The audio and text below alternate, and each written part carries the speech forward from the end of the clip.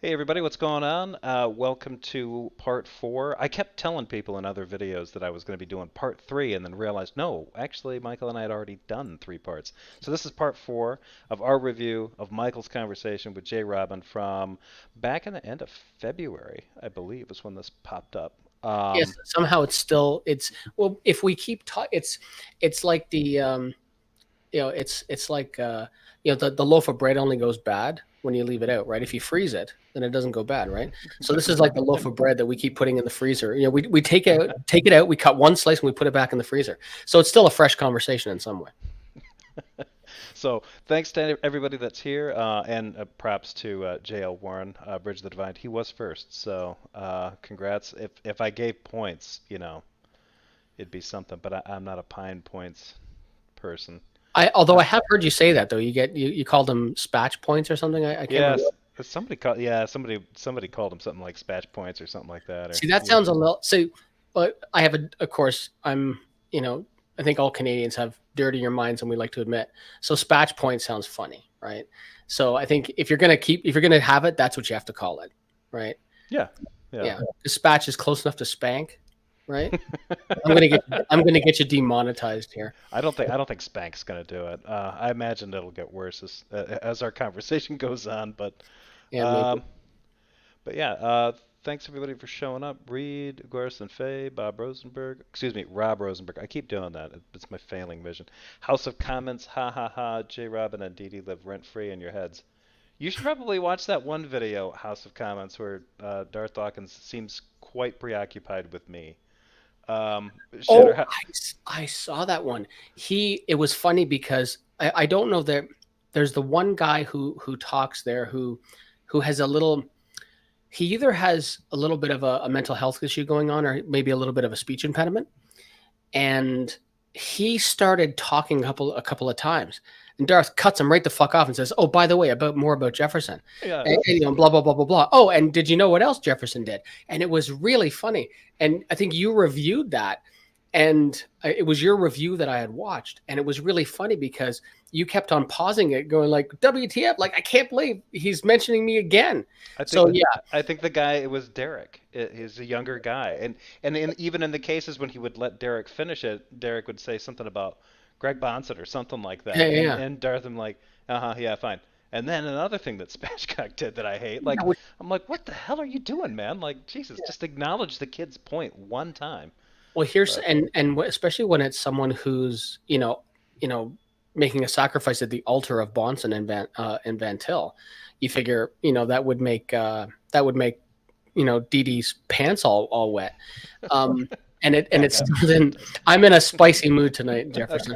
All right. Um, so yeah, but he's still just no no. Let's talk about more of these people. And the funny thing is he has you blocked in lots of places, Yeah. and yet he's the Still. one bringing you up.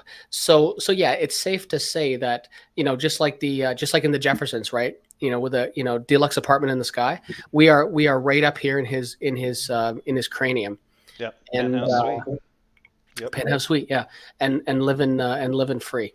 So hey, everybody in the chat, please toss Jefferson some super chat love, and let's get on. Well, it's your fucking show, but maybe we should just get Yeah, on. yeah. We'll jump into it now. Special shout out to Craft Tequila. I don't know how often she can make it over here because you're in a very different time zone, but nice to see you here, Crafty. And yeah.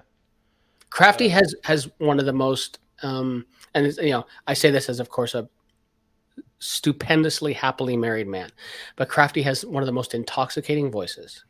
yeah, it's the accent, right? It's so great. It's so great, and maybe she's gushing a little bit right now. Of course, she'd be gushing more if she didn't have to look at our ugly mugs, or my ugly mug. I mean, you're devastated. The chiseled line is there's a lot of cheese weight here, and I'm in my house coat. Yeah, I'm not winning any hearts. Yeah, But that's fine. That's not what we're here. We're here to live to fanboy out about Darth Dawkins. So yeah, and J. exactly. Robin, according to House of And Comments. Robin now who has a new profile pic, right? Because I think he Yeah. I don't know what that's about. No, it's more like Robin, like the DC comic character, rather than the Red right. Robin logo. Which I always wondered why he was using the Red Robin logo. Like I So thought that does was a this weird. mean now that he jumped ship and has allegiance with Mr. Batman? I can see the two of them palling around pretty well. Yeah. Um, yeah, yeah. Mr. Batman might be a little bit more hardcore than J. Robin's willing to be, but you know. Also, Shatterhouse had made the suggestion of calling them what cock coins? Is that what you call them? Doesn't exactly Oh, roll off the tongue, but at least it's yeah. alliterative. So yeah, uh, that okay. I'm responsible. I got me demonetized. There So you go. now you can say whatever you feel like, Michael. All right, we're gonna get this started. That's a Let me. dangerous statement. But okay, let's get into this. All right, here we go. So we're about 5 minutes into this. This is sped up a little bit for anybody in the chat. If it is too quick, if anybody's having trouble following along with the live thing, that means anybody watching it later probably will. Although anybody that watches it later can just slow it down. But just give a holler in the chat for that reason, or sound issues or anything like that. Oh yeah, and Um, my volume has been funky in the past. So maybe just ask. I never have the side chat on, otherwise I get completely I'm like, So I haven't seen, yeah, I haven't seen anybody say anything about it. So, and it's not, I'm not hearing anything gainy cool. from your side. So I think we're good there. Just checking really quick. By the way, hi, secular pagan bomb. Let's see. Yeah, okay. I think we're ready to go. Ooh, Um, yeah, Darth always appreciates the attention. Yeah. Well, I'm trying, Crafty. What I'm trying to do is get Darth to realize because he's picked up on this that I was using his name to get views, and I oh have yeah. made the point at least once that J. Robin gets me more views than Darth Dawkins. So I'm trying to get that to sink in his head. I will be ecstatic if I hear somebody, if somebody catches a recording of him actually admitting that, like J. Robin is, yeah. Now he's not going to say. I don't think he'll admit that J. Robin gets more attention as a name drop than Darth Dawkins. But if he just admits, like, I'm using J. Robin's name to gain views, like even though I'm not, I don't think J. Robin attracts that much attention, but he does. Like his conversations, like he's become obnoxious enough that people are, want to tune in to hear conversations with him. So for Well, what you it's know worth. what I think it is. I think it's actually more, and not that that wouldn't be delicious, right? To hear Ding Dong, and if everyone's not familiar, that's how I refer to Double D, ding dong. yeah, Yeah. yeah, who had and I've said this before, but I'll just it bears repeating. Came from a Christian named Silver Star on Clubhouse. Um, he's the one who first coined Ding Dong, so and I use it because it's funny. Anyway, I think that would be delicious if if that actually, but I don't think Ding Dong. I don't think Double D could actually let that escape his maw, like the fact that somebody might be more attention getting than him. It doesn't surprise me that Robin is, because Robin is more likely to allow the conversation to go a little bit further, a little bit more. Because what Double D does now is you basically, even though one of the videos I watched the last time was you reviewing when he was giving everybody a timer, like you got 30 seconds, you got 30 seconds, shit like that. Yeah. And he Double D is too quick to cut it off, right? And maybe it has something to do with his that he's just an old angry man at this point. That maybe that's it. But yeah, Robin is more likely to, as evidenced by our 3 hour conversation that it's now taking us 6+ hours to review. Exactly. That he's more willing to engage the conversation, right? So what will be the true test though is when Tom Rabbit starts reviewing Robin more than Ding Dong.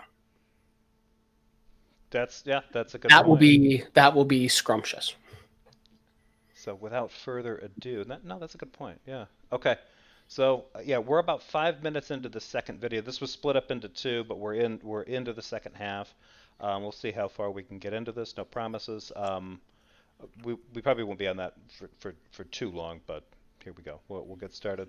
Like I said, got this sped up just a little bit. 1.25 should be all right. Here we go. So we're going to get dropped into the middle of this. We'll probably listen to this for a couple minutes, maybe pause it to kind of do a quick recap, give Michael a chance to maybe kind of explain where we're at, and then we'll go from there. Here we go, folks. Being able to establish what is the case, what the nature of truth is, right? Because we ourselves are finite. We're not eternal. We're not ultimate ourselves. So that would now derive, that knowledge would derive from that which is ultimate, taking the initiative to reveal itself to us. Can you pause? World. Can you pause for just 1 second? Yeah. Yep. That wasn't me. Oh. That was him in the video. Wow. That was him in the video asking him to pause for a second. Okay. I have a question. I don't. Yeah, That's I thought hysterical. Yeah, I almost thought I mean obviously it sounded different, but it's not too different. And for everybody watching the video, later on, just rewind like back the video up 10 seconds and watch me. My ventriloquism skills. So great that I managed to get Jefferson to pause the video by not saying a word. Yeah. Well, to be fair, I was distracted and trying to like change the aspect ratio. To be fair, that's great. No, it caught me. It caught me. Let's see. He just grabbed. He's like, ha ha ha. The vid trolled Jefferson. Yeah. Yes, it did. Somebody else had said. Oh, well, I'm not gonna put that up there, Benghazi. But yeah. I'm just happy to see you. Benghazi. Want to lose it. So okay. So what's interesting you said there is you said if we were just our own finite minds, then we wouldn't be able to establish what is ultimate and what is truth, right? So I don't have that problem because my theory of truth is that which comports with reality, right? So I have correspondence theory of truth. So, and I guess my question is, what's wrong with not being able to identify whatever the ultimate thing is? Well, for one, there are problems with even your own theory with true. At least there's several questions I'd have to ask you. Right, I'm not just going to accept your theory without. Well, you don't have to. Anything. But you don't have to accept mine. What was the question again? I want to make sure I understand your question before I answer. What's wrong? Okay, so you said that if we don't know what's true, then we can't know what's ultimate. And my question is, what's wrong with not knowing what's ultimate? Well, that would be the basis by which you establish what is the case, right? And so, because again, all that is contingent, all things that exist derive from that which is ultimate, right? So that would be the main point of contention, which would even bleed into now things like your theory of truth. Now we can talk about that, but do you now understand or at least accept what I said earlier? If not, you have to give a rebuttal for it, or at least tell me what your basis for non-acceptance is. I found this really funny. So, like I've said before, I think sometimes saying I don't know is the most honest thing you can possibly say. Most religious people, especially presuppositionalists, they just know, right? They put forth their assertion, of course, because they already know. And I've noticed this in a bunch of the videos you've been reviewing lately, and I've noticed. I didn't notice before, but I've noticed now how Robin always like it's ultimate. And yeah, there might be this like there probably is an ultimate thing. We may not have access to what that thing is. We may never know. He doesn't seem to be able to. And I'd be curious. I've reached out to him again on Clubhouse, sent him a message. He hasn't responded to me yet because I want to continue this conversation. But I'm really curious as to why he can't be okay with not knowing, like why he has to insert God into this. It doesn't make sense to me. Well, and the thing that's kind of odd about it too is that like so there's this weird notion where he can't accept whatever definition you're using for truth, right? Because it must be lacking because he can appeal to an ultimate, and you're either undecided about what an ultimate is, or you don't have one, or maybe your concept of an ultimate isn't a personal mind, a conscious being.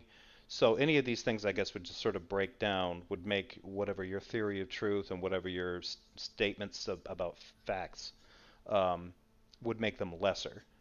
But everything that he's talking about, the only way that he got to that point of being able of starting to even consider the reality of what he believes is the necessity of an ultimate is his experience of reality. So he doesn't have to doubt the legitimacy of the reality around him and his sense experiences and his subjective experience because God. And it's okay, but you got there from the subjective experience and your sense perceptions, all that stuff. Hmm. It just seems really odd to me. It's like, okay, so like does I mean, to me, it really is just a more exaggerated and a little bit more broader viewed kind of thing. Like, well, if there's no God, then nothing makes sense, kind of thing. The kind of person's like, well, if it weren't for church and the Ten Commandments and things like that, I would be I would be a horrible human being. I'd just be addicted to drugs and whoring and gambling and killing and just I'd break bad and run wild. Like, okay, right? Like that always seems kind of weird. Like, why is that kind of holding, what about that is holding you back? And with these guys, it seems to be like, well, without God, there would be no. It's not just that I would break bad and run wild. It's the entire universe is just a flimsy, horrible mess. It's sort of like the side ten Bruggencake kind of thing. Like, oh, look at the beauty of a snowflake, but without God, it's just a piece of shit. Yeah, exactly. I mean, and what Sai had said in the past is, if you don't start with God, but he was more honest. He would say, if you don't start with a Christian God, you can't make sense of anything. Right. He was much more honest in his presuppositional argumentation than some of these guys are, because he has the balls to actually profess the God he actually believes in. You would never catch someone like Sai Ten saying an ultimate mind. Yeah. Yeah, like Right. you would never hear him say that shit. He would say the Christian God, and he was. I remember one time I watched him doing a debate, and on the back of his computer screen, like on his cover, he had the Jesus fish with a Mhm. shark fin on it. Yeah, so that's my favorite thing of his. Like, what Yeah, the hell? which I Yeah. thought was fairly interesting. But it's something that you've said in a couple of videos that I've seen, and it's more than that. And this is something that you have to, like, you've got to engage him in conversation. You've got to find a way to get this in there. Because I was watching one of your videos earlier today when it's like, no, it's not that you can't make sense of anything. And the way you put it is there's only, what would be good, what would be great is if you could somehow get into their clubhouse, the worldviews in conflict, right? Because they have worldviews, and you pointed something out that is absolutely true, and that is, no, there's only one view. If God doesn't Ditto. exist, there's nothing at all. Not your world doesn't make sense. Without the God I'm professing, there ain't nothing. Right. And when I heard you say that, I was listening to it earlier today. I'm like, that's fucking brilliant, because that tears down this whole we're comparing worldviews. No, no, no, no, no. You got to cut that shit out. Yeah. And I need to be careful, because I don't want to steal that thunder from you. I want you to be the one to do that. And Well, I just want to be there with a bowl of popcorn when you do it. yeah. I mean, because I mean, there's been others that have brought that up. I mean, Malpass did that once with in a conversation with he either made that point with Matt Slick or Darth Dawkins or both, where he was just like, no, that's not the entailment. Or no, actually, it was him reviewing was it Dyer, Jay Dyer? He's kind of a Oh yeah, I know of him. Orthodox. Yeah. Yeah, a couple years ago, he had an online debate with Matt Dillahunty, and Dillahunty reviewed that review with Alex Malpass and I think maybe Ozymandias. And Malpass kind of made the same point. He's like, no, he's like, the entailment isn't that intelligibility breaks down. The entailment is that there's an absence of anything. And Right. I was like, yeah, and I had reached that conclusion, but the way Alex put it was just so succinct. I was like, yeah, yeah, that's exactly right. And I always thought it was because even though somebody like Dyer kind of comes at things from like I don't think he even says he's a presupper. He does like a transcendental argument for God. It has that same kind of people who traffic in the tag argument or people who do like the precept kind of thing oftentimes run into this with this little thing where like, well, if you can't account for truth and reality or intelligibility, then I don't even know how you're even saying intelligible words right now. It's like, no, that's not the no. Like, if you think that that's possible, that that person can cease making sense, that means you're entertaining the notion that God's not real. Yeah. And then the That's other weird. thing, yeah, and then the other thing, which was really good, is that the last thing JRobin said here, and it's something that I've noticed now a lot more listening to the just the hours of rhetoric that exist, is here's what I've put forward. And if you can't offer me a rebuttal, I'm right by default. And so, and that I find hysterical. It's like, I will just posit fucking whatever, right? I will just assert it as true. And if you can't rebut it, I'm right. On what fucking planet is that a real thing? Yeah. Yeah.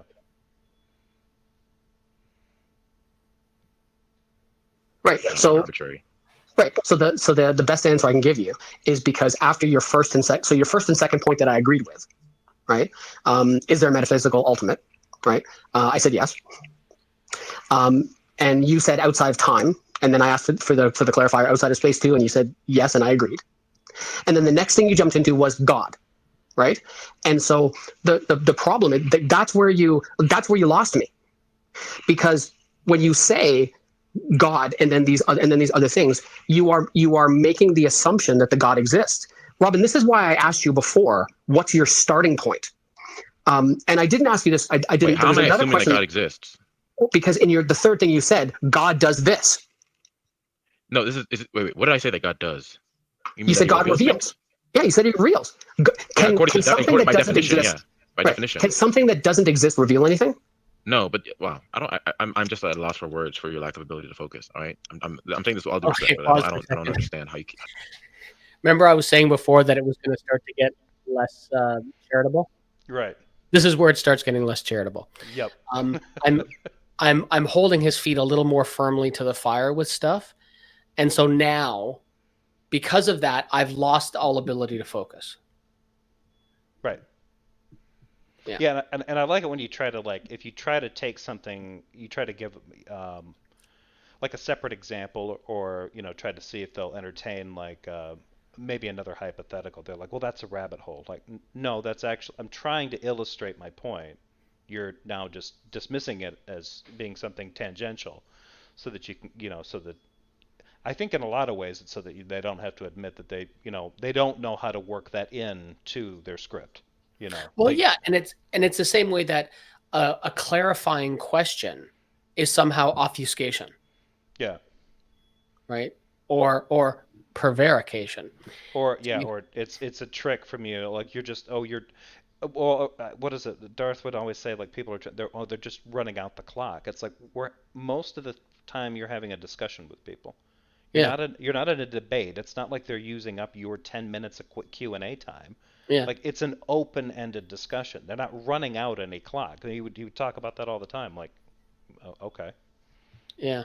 And it's, well, I don't know. I mean, maybe it is running out of clock in his mind, right? Because there's only so much shit he's willing to put up with before he moves on to the next person, because you're being dishonest. But I think it's also an amount of time before someone figures out how to ask them a properly phrased question that they don't want to answer, and then have to move past that and move on to the next person, right? Because the precept thing is not about them answering any questions in the first place, right? No, yeah. Question. And when you don't answer my questions or not, you're dishonest, and I kick you and I move on to the next person, right? Yeah. How many times have we heard Ding Dong say, "I'd be happy to address that once you answer my question"? And how many times has he ever answered that question? I've never seen him double back. Yeah, because he doesn't, because he's not interested in that. That's one of the things, just one of the things, unfortunately, because unfortunately there's more than that. That's so dishonest about the sycophant band leader in particular. Okay. So House of Comments has been kind of blowing up the live chat. It Oh, sounds like he's leaving. Thanks for viewing House of Comments. Like and subscribe. who's House of Cobb? I'm unfamiliar with that Uh, person. he's somebody who clearly does not like atheists and is kind of here to like wind up the. I appreciate it. Like, yeah, go ahead. Oh, And, I'm like, there are plenty of very, very intelligent, very. send me an email to ca@rogers.com. Let's talk. Yeah, there you go, House of Comments. If it just turns out to be like somebody's sock account, you know, it could be Yeah. JRobin for all we know. Here we go. I just I don't have this ability to focus. What I'm talking about is God by definition, and why, if we're going to conceive of this being, why it's necessary, right? I'm not begging the question. I'm showing by reductio ad absurdum, right? Showing that if the consequence were, or sorry, No, that was if the right. rejection of what we're talking about were the Consequence. case, what the entailment would be, and why why that cannot be the case, right? It can be put. It doesn't seem to be any different to me. JRobin seems to be positing this thing like, well, we have this stuff. There must be something ultimate responsible for it. If there isn't anything ultimate, I can't wrap my head around why any of it's possible. And if this is a reality and there is no God that's kind of control, then whatever this is simply out of control. Yeah, it's and like, it's funny because isn't that, and again, because I'm not massive into philosophy, but it seems like that's almost like an argument from ignorance. Like, I can't think of anything better, so I'm going to put this God in here. yeah, which is sort of the thing that they usually do. Like if you try to do the whole thing where you're like, well, it seems to me that the God that you're describing is contradictory. It seems like it's contradictory, or it sounds like it might be an incoherency or something like that. Oh, so it sounds like that to you. That's your impression. That means it necessarily doesn't exist. And it's like, at that point, two things break down. One, whether or not they're talking about you defending your belief, or whether or not they want you, in order to defend your belief in atheism, what they want you to do is provide some kind of proof that there is no God. Like you need to show that an Right. argument that demonstrates the impossibility. Like that's not where we started, and that's exactly what JRobin does, right? God doesn't exist because, and then he switches it around. What is fundamental to all of reality isn't a mind because, like, well, that's just even more stupid and Yeah. really clumsy for him to do. But Yeah. when he's doing that setting that up is a challenge to is essentially you can just paraphrase that. Why can't what I say exists be the case?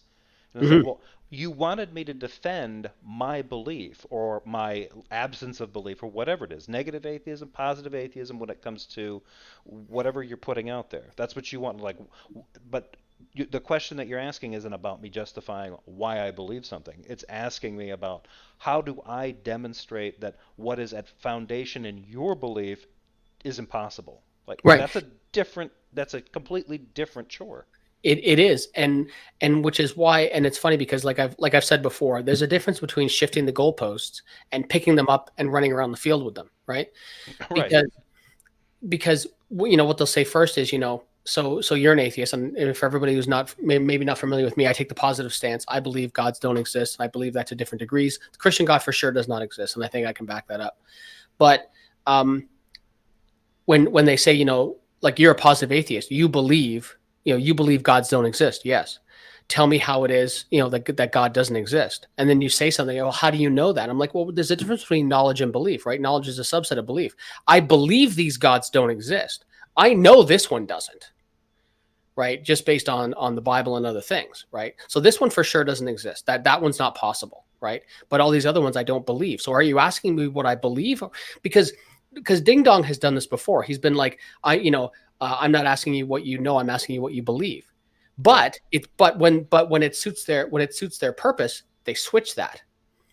And instead of asking, when you say, well, I don't believe that, and they'll say, well, how do you know that? I'm like, well, I didn't say I knew that, did I? Right? And it's a very dishonest tactic. Yeah. Yeah, and to me, it's completely dishonest at its core because it's one of those kinds of like if they wanted to see how really poorly thought out this tactic was, they should try doing it in the street, like some good old fashioned Ray Comfort style, that ministering to the man on the street kind of thing. And you do that kind of thing, and then you basically just demand, like, you prove to me that my position is is demonstrably false or is actually impossible. Like, I can't dismantle a 2,000-year-old religion here in 30 seconds, you know, Right. or multiple, millennia aged religions, just like that. Like, oh, why isn't that the case? Like, well, if I have to just defend my beliefs, as I'm not convinced by what's going on here, because I think what's going on here is that people are superimposing imaginary concepts onto real things in order to explain. God damn! Apologies for Wow, that. that was Yeah, loud. that was either a very large motorcycle or a very small car with a very large exhaust. It's Yeah, one of the two. low Um, flying bomber. Who knows? yeah, something like that. Yeah. But yeah, no, I just don't. I mean, I see the point of what they're trying to do, but more and more of this is about trying to. They they lost ground with sort of the popularization of new atheism, and kind of like took it. Religion in general took it on the chin 20 years ago between the Roman Catholic sex abuse scandal and 9/11. Islam Yeah, didn't look good, and it was basically a-okay for people to be wary of, or maybe even openly hate an entire Abrahamic religion, and then Christianity had to, basically had its turn as the bad guy with the whole revelation of the Roman Catholic scandal, and that's yeah, still an issue now. still an Um, issue. Yeah, yeah, and so now there's this whole thing like where you had guys like Dawkins and stuff like that coming out and popularizing some things and kind of turning them into what now these Christians feel are cliches. But a lot of them had been around in some kind of circulation one way or the other. They didn't really bring out anything new. They just sort of, in the case of maybe like Sam Harris or Dawkins, kind of well, Hitchens and Dawkins, kind of shortened it and gave people these pithy little comments about it.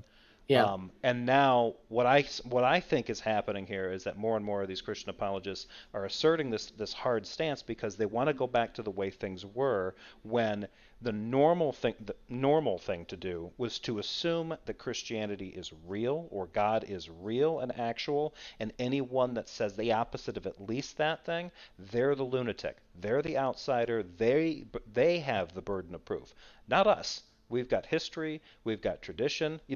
I don't see any difference between somebody like JRobin or Darth Dawkins and the Catholic Church as far as this attitude is concerned. To me, it's the same thing. This is the way it's always been, and we've got all this evidence. Who are you, you weirdo contrarian? They yeah, call all of us contrarians. You come out here and start talking about how strange this, you don't believe and you're not convinced, whatever. That's all they're trying to do. They're trying to put themselves back in a position, and they're forcing it. They're forcing themselves back into the position where they don't want it to be. There's worldviews out there, and people can kind of look and evaluate, and then pick the one that they think is accurate. That's not how they want things to be. There's the Christian worldview, and of course it's accurate. Everything else is a crazy alternative. You'd be crazy to pick it. Now that you have picked one of those alternatives, you better damn well be able to defend it. And mhm, so. yeah, yeah. Well, there are two things you said interesting there. First of all, both Ding Dong and JRobin's head will explode when they hear that you basically call them Catholics. Yeah. And the second thing is one of the things that I like Hitchens said once. He said I don't see anything new about this whole new atheist. If anything, we're just recent. Yeah. Um, and yeah, like this whole kind of new atheism thing. I'm still having a hard time getting people to tell me what quote unquote new atheism even is. I don't even know what that is. Yeah. Well, I think it's just it was certain points and certain bits of philosophy regarding atheism that became mainstream largely because of the way the way those four people and really more of the three, because Dennett's stuff is kind of dense. Uh, Yeah, I mean, I had a hard time getting through Breaking. Did you read Breaking the Spell? I didn't. No, I never Yeah, I did. had a I hard heard time. that one. That's one of Dennett's books. I had a hard time getting through that. It was way too, but it's because I'm not a philosopher, right? I mean, it's good. The structure of it is really good, but I really enjoyed Letter to a Christian Nation and stuff like that from Harris. I've read everything Hitchens ever wrote. Really like him, and I've read most of the stuff that Dawkins wrote as well. Yeah, I would read Hitchens even. Yeah, I mean, I started reading Hitchens when it was just his political stuff back in the mid and late '90s, and even Yeah. when even stuff I disagree with him on politics and stuff I disagreed with him on culture and religion, I would still read what he wrote because he was a damn good writer. I mean, he Oh was yeah, like his one book, No One Left to Lie To, yeah, right? that His was expose on the Clintons. yeah, Oof, wow, amazing yeah. book. Yeah, that was a really good book. Yeah, Yeah, that amazing. I think that was the first thing of his that I read. I was working Yeah, at a bookstore. Somebody had ordered it, and I picked up a copy of it and just in the course of like throughout the course of one day just read it. It's a brief book, but I don't know that I even to this day there's aspects of it that I disagree with, but you couldn't you couldn't say it wasn't a persuasive argument. I mean, does he lays out a damn good case. Um, anyway, we're gonna start to yep. get off. This Uh, is what we. So everybody watching, this is what we do. This is why we are in hour 7. Yeah, yeah. And we'll likely make it to hour 9. Here we go. Put into something like a modus tollens argument, saying something like if P then Q, not Q, right? So the what we're not talking about, or the opposite state of affairs, right? If what happens if that were the case, and then not P, right? So if P, this state of affairs were to be the case, then Q, not Q, right? We do have knowledge, we do have intelligibility, therefore not P. This worldview where God does not exist and is not a mind is false, right? That's what I'm trying to establish to you at least, right? But that's the form of it. You can put it into modus tollens, okay? Yeah. That doesn't make that wouldn't be motive. That did not make sense at all. I'd have to go back and analyze that one. It would be like, I mean, you could do something where it would be why would you use modus tollens in that case? You would just flip it around with a modus ponens and be like, if there is a God, if intelligibility and if intelligibility exists, then a God exists. Intelligibility is possible, therefore God exists, or something to that effect. That would put it in the same thing. I don't know why you would use modus tollens. That was kind of Well, and then it's what he did with that statement is he reiterated what I said before is I am putting forth this argument to you, and if you can't falsify it, I'm right. And it's just it's hysterical because there's just this weird assertion that and it's funny because believers, particularly Christians, hate it when there's burden shifting going on, which is one of the reasons why I take the strong stance that I do. I accept the stance that I take, places a burden of proof on me, and I'm totally cool with that. And when I tell Christians that I accept that I have a burden of proof, most of them start drooling a little bit, because they're like, oh, I'd love to hear that, and then I say it, and then they're like, oh, and then they freak out at me for what I said. But it's this idea still, and just to reiterate it, that you can just say whatever wacky shit you want, and if you can't rebut it, I'm right. yeah. And the problem is that you unplug Christianity from that and plug in any other religion, and they can make the same argument, and nobody's got a fucking leg to stand on by their own logic. Yeah, well, until they get into those kind of internal debates, and then they'll want to say like, "Oh no, Christianity's got Judaism and Islam beat," and it's like, okay, but what about? I mean, there's certain sects of Buddhism that posit, these Yeah. kinds of things. Shinto, you can get into. I mean, yeah, at that Yeah. point, it just But the other problem with this is, and you said a mouthful there, if they get into Christianity, the problem is that this is a 3-hour conversation. We're 2+ hours, and Robin hasn't even admitted the Christian God yet. I forgot to mention that too because there was a video that I was watching of his that I think uh, Clubhouse, that British guy, he has up on his channel, either his or it was the one that the YouTube channel that he's running in concert with Tom Rabbit. Oh yeah, yeah, And yeah. and JRobin's having a conversation with somebody, and he's essentially laying out. I think the guy asked the question to some degree about, well, why is it the Christian God? Why is that one necessary? And JRobin, I think it's JRobin and Darth Dawkins actually are both laying into him like, no, it has to be because of this. The Bible says this about it. It has the necessary. Only the Christian God has these necessary preconditions, and it's like, Yeah, that's interesting that you're getting into that now, but this conversation and the last conversation I had with him, he didn't want to go near Christianity. He just wanted to stay with this ultimate, that's a mind, like, Yeah, because okay. because they know Christianity has so much baggage attached to it. You can't talk about Christianity without talking about the Bible. And what did I say? Like in our first conversation, right? The Bible is stupid. If you're going to talk about the Bible, I'm sorry, but you can't. It's like, sure, let's talk about Dust Man and Rib Woman. What, are you fucking kidding me? It's like nobody takes that book seriously, and if they do, I don't understand why they do. Certainly, nobody should. Like the Bible's dumb. Yeah, there's some scholars that do, but only because they're willing to look at it as if it's an artifact and that it's not written. It's but then you're forced to look at it and say, how, like, then the question I'll ask people is, oh, well, you have to understand that Genesis was metaphorical, this blah, blah, blah, or allegorical, or this, that, and the other thing. And I'll say, then the question I'll ask people is, how did you go about determining which parts were, because okay, Dustman and Rib Woman, yeah, obviously not. Global flood, no, but there was this Iraqi floodplain.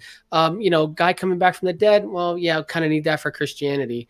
Talking donkey, oh, of course not. How did you determine which was which? There's an interesting point about that too, because sometimes that claim, and like especially with Old Testament stuff, it goes too far, and people are like, oh well, I'm sure the writers didn't mean it literally, or they meant it to be an allegory, or they meant it to be this. And I remember reading James Kugel's book, How to Read the Bible. It doesn't get into the New Testament. He's an Orthodox Jewish scholar, I think out of Berkeley. So his is all about reading the Hebrew Bible, the Tanakh. And the way he lays it out, he's like, in terms of the stories, there's a section in the book where he says something like, there's a tendency for people who get a little bit exposed to Old Testament history or literature to think that like none of these stories were written in a way that they were ever meant to be taken literally. He's like, that is not true.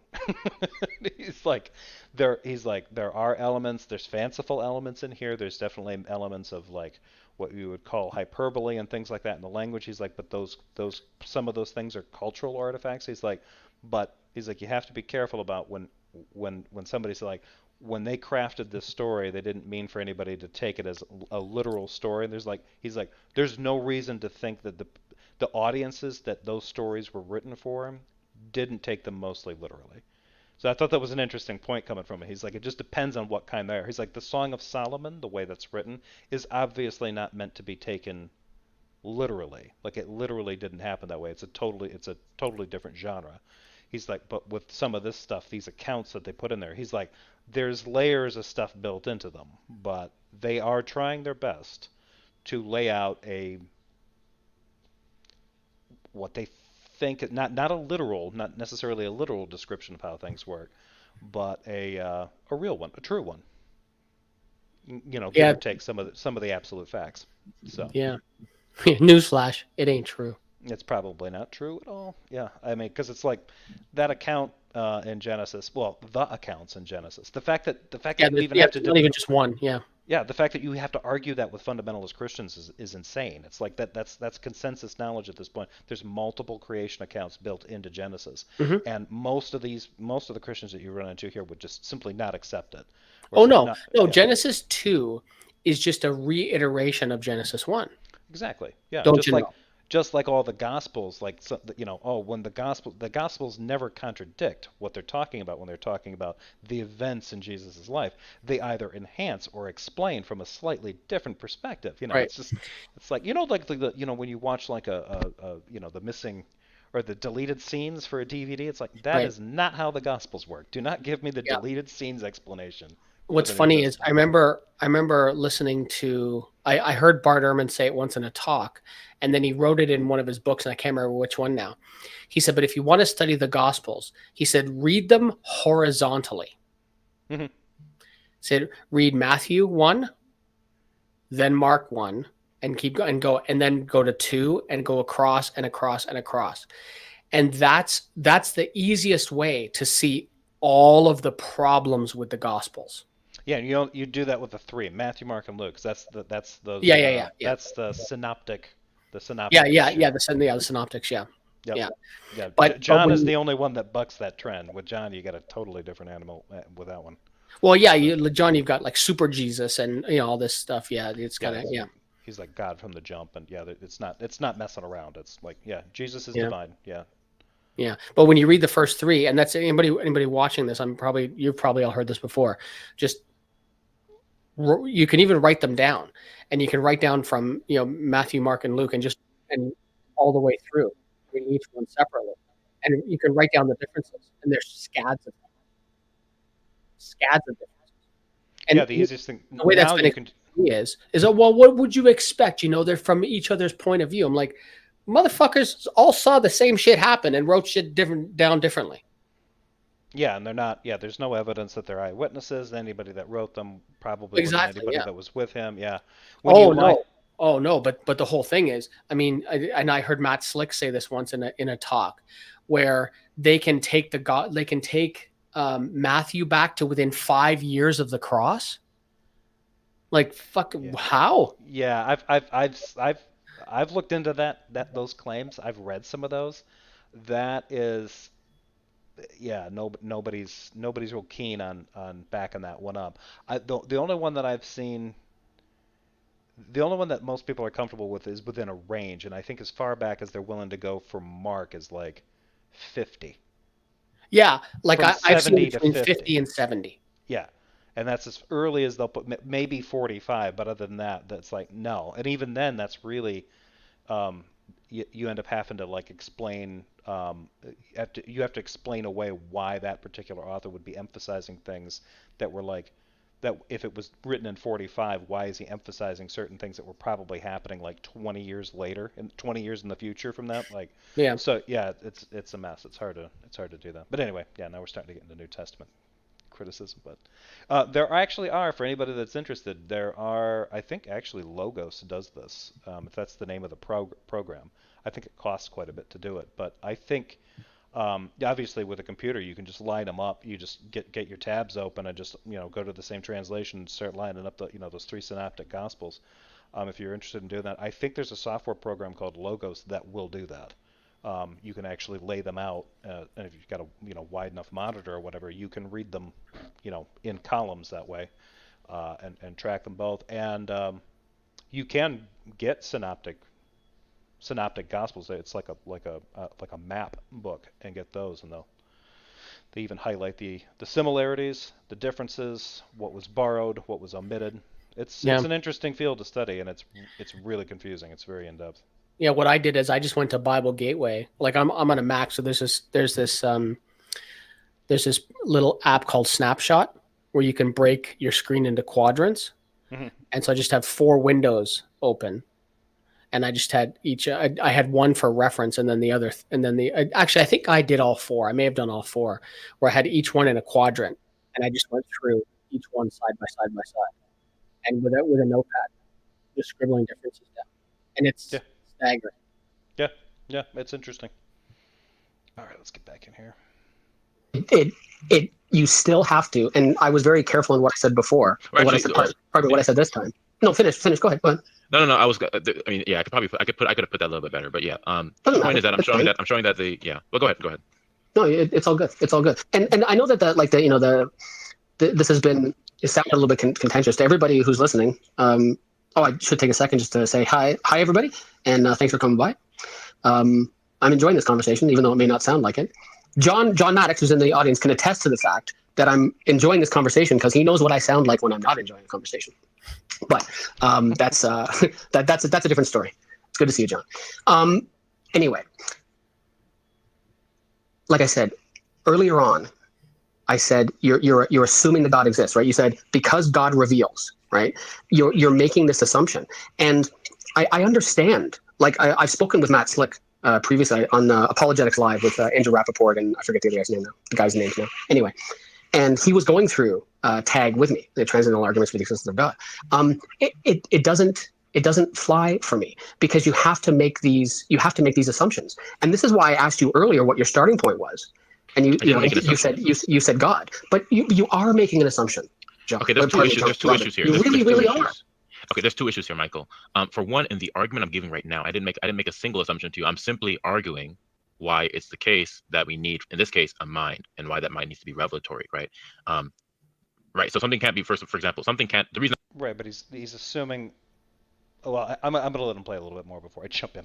No, it's 100% right though. It's right. He does assume, because you'll hear like when people like Matt Slick say this, they'll say, and Matt Slick has been famously quoted saying this all the time. He'll say one of his taglines is, "Because God is the necessary precondition for intelligibility." Like fuck, like beg question much. Like you're saying that this God exists, and then you're saying, because this God exists, it's like, again, put your hand, it's like, I object, Your Honor, assuming facts, not yet in evidence. Right. Together, right, that there's a mind that's relational and that is revelatory, is because these are all, I would hold them to be the reciprocal aspects, right? You can't reveal something if you're not a mind to begin with, right? And so, same thing with being personal. But the bottom line is, in none of that, I'm not assuming anything. I'm showing that if something were not the case, what the implications of that would be, right? Secondly, if you're just wholesale rejecting what I'm saying because I am speaking from a specific world. But it seems to me like the one thing that he rejects is that, like, for him, revelation has to be something revealing something, it has to be a personality making something known to us. It's not, you wouldn't, I guess maybe JRobin would exclude the definition of revelation being like, discovery of the natural world with my senses. So let's say that it has to be a personality that's openly revealing things to you. Well, that leads itself to certain things, especially for this guy, right? He tends to work in this sort of like, well, what would be reality without this particular being? Well, we wouldn't be able to know anything really, because nothing would be telling us what was what. Okay, so then we would be left in a world in which we all have to go out and figure out by trial and error how things work and compare our results with other, like, so it's actually starting to sound like the not God world. That description lines more up with how we actually work. If there is a God and he's revealing things to us, why is it that the world looks like, and we are behaving as if we are out here scraping around blindly, putting together clues, fitting puzzle pieces together, comparing our results with each other, getting rid of bad results and improving on good results, and like I'm not exactly sure what he would like. It seems to me that based on human behavior and our ability to, the way we treat what we consider to be intelligible, we are behaving about that information, those discoveries in the world around us, in the way one would expect in a world without a God. Exactly. Yeah, you took the words right out of my mouth. If the way everything works, right, and the way we like you said, fumble around the darkness, essentially, if that's what it's like, and we live in a world where God exists, how would it look if we were, assuming, well, of course, because if God didn't exist, there'd be nothing. But let's just assume for a second there would be something. What would it look? What would be different?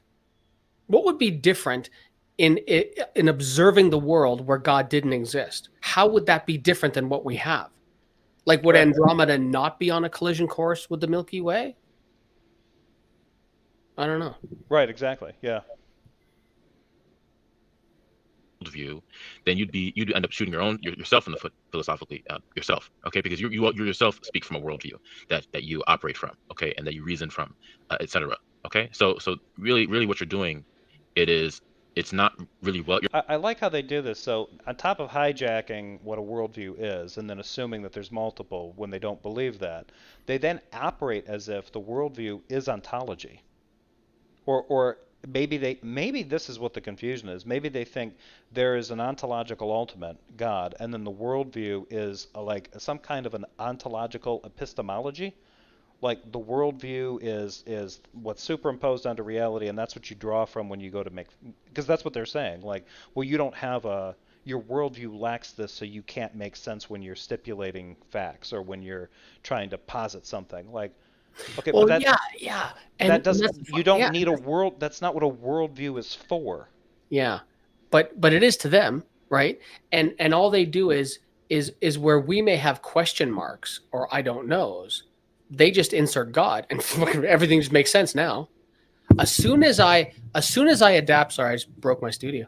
As soon as I accept your wacky concept, all of a sudden I'm completely rational, and I can make perfect sense of everything because I now share the same belief you do. Whereas 9 seconds ago when I didn't, whoa, what do you do? How do you make sense of everything? Richard, hello. I just want to comment on something Richard's saying here. I had to bail on Richard today. We were planning to get together today at 2:00, and unfortunately, I had to bail on him. He wasn't able to make it previous weeks, and today was my fault. So my apologies to him and his audience if any of his other audience is watching. And I did send you an email, Richard. Hopefully, we can get together in a day or so. To get back to what I was saying, so somehow if you somehow now accept their whacked out worldview, all of a sudden everything makes sense now. And it's true with what you said that, it's like you're hijacking this thing when you don't even think, and it goes deeper than that, right? Because a lot of these people, Robin, Ding Dong, they will argue points they don't even believe are true. Yeah. Which is unbelievable. Like have the courage of your convictions. Like stand there and argue the points you do think are actually real. And when you start getting stuff like epistemology and ontology and stuff like that, and I'm not a philosopher, man. Like, I mean, I'm trying to learn this stuff. I quite literally have fucking philosophy for dummies there in my bookshelf because I'm not a philosopher. And, I've been reading through it for a while and I continue to go back and look at other pieces. I understand what some of those words mean, but when you get into some of the deeper meanings of them, you start to unpack them, like certainly the way you do, because you've done way more of this than I have. It's still confusing in some ways, right? But anyway. Yeah, no, yeah. I mean, it's endless. Yeah, and speaking of Richard, I wanted to highlight, he said that you defined our experience of investigation of things. Revelation is when someone else tells you something. Richard wrote that. Yeah, it's interesting. I would agree with you, Richard, and I think that's the way most people would make would distinguish those two things. But I've had conversations with precept Christians where I've asked them if they think part of revelation is our subjective experience, and would include things like our investigation of the outside world and the reality we live in, and they have said yes. So I don't know if they commit to that or not, but I've heard people do that, and I heard Darth Dawkins say that is what revelation is, or what revelation includes. He told Smokey Saint that. So, yeah.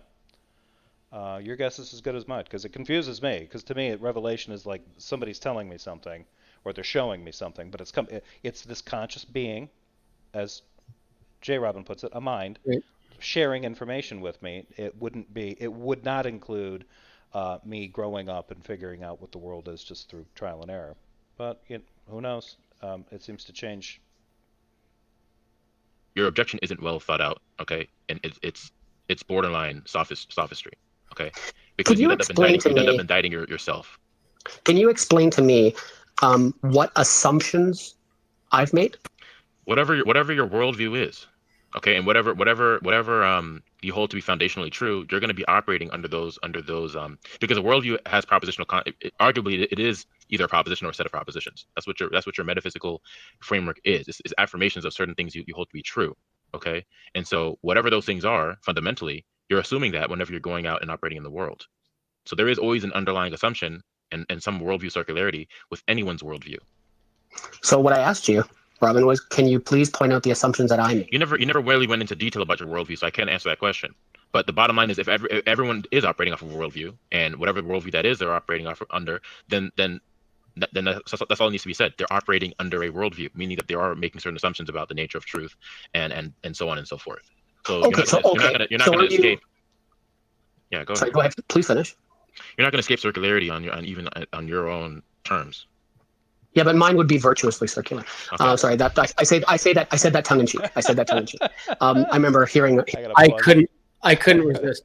I couldn't resist. But it's funny. So as a point of clarification, I was really curious because whether people call them properly basic beliefs, presuppositions, or axioms, whatever you want to call those. I've spent a lot of time like looking at myself and wondering, like, what do I start with? Where am I starting? And I've only been able to come up with two, and I might have more, but the best I can figure out is one, reality is real. And I've said this before, because if you doubt that, I don't know how or why you bother getting out of bed in the morning. And two, for the most part, my senses are reliable, right? I don't have to totally rely on that because I can check in on that with other people, right? Right. I'm not saying anything people haven't heard before, right? But if like when that motorcycle went by your place, right, a few minutes ago, you could have said something like, "Did you hear that?"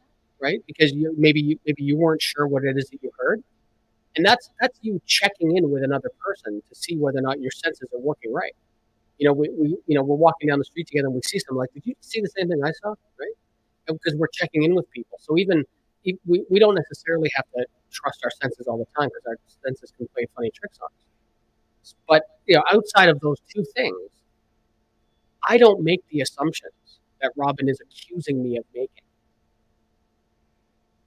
Yeah. Alex says the audio on Michael's end is really choppy. Yeah, Really? it sometimes is for me as well. It has been a little bit. I think it's probably just a connection. It's nothing to the settings because sometimes it clears up, but Fucking Rogers, man. I pay for the best internet service they offer. Those assholes. but they tend Hopefully to they're not sponsoring this video. I doubt it. Yeah. Let's see.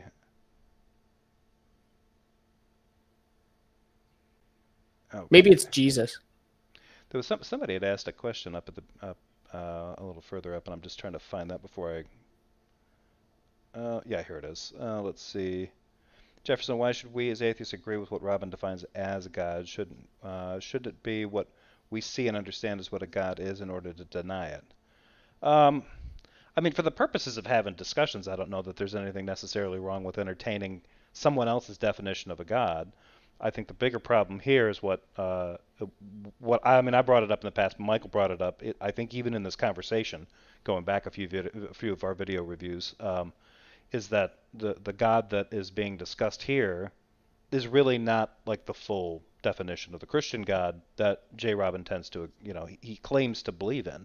What he's actually presenting here is something closer to something like the kind of thought experiment you might do in a philosophy of religion class. If you just want to entertain the notion of an ultimate something that happens to exist. When JRobin takes it a step further and is like, well, it's an ultimate plus it's a conscious being that's getting closer to what his definition of a God. He's just leaving out all of the necessary narrative and any of the other aspects of that being, including one massively important aspect, because for JRobin, the necessary part of this thing's existence is the fact that it reveals itself to us.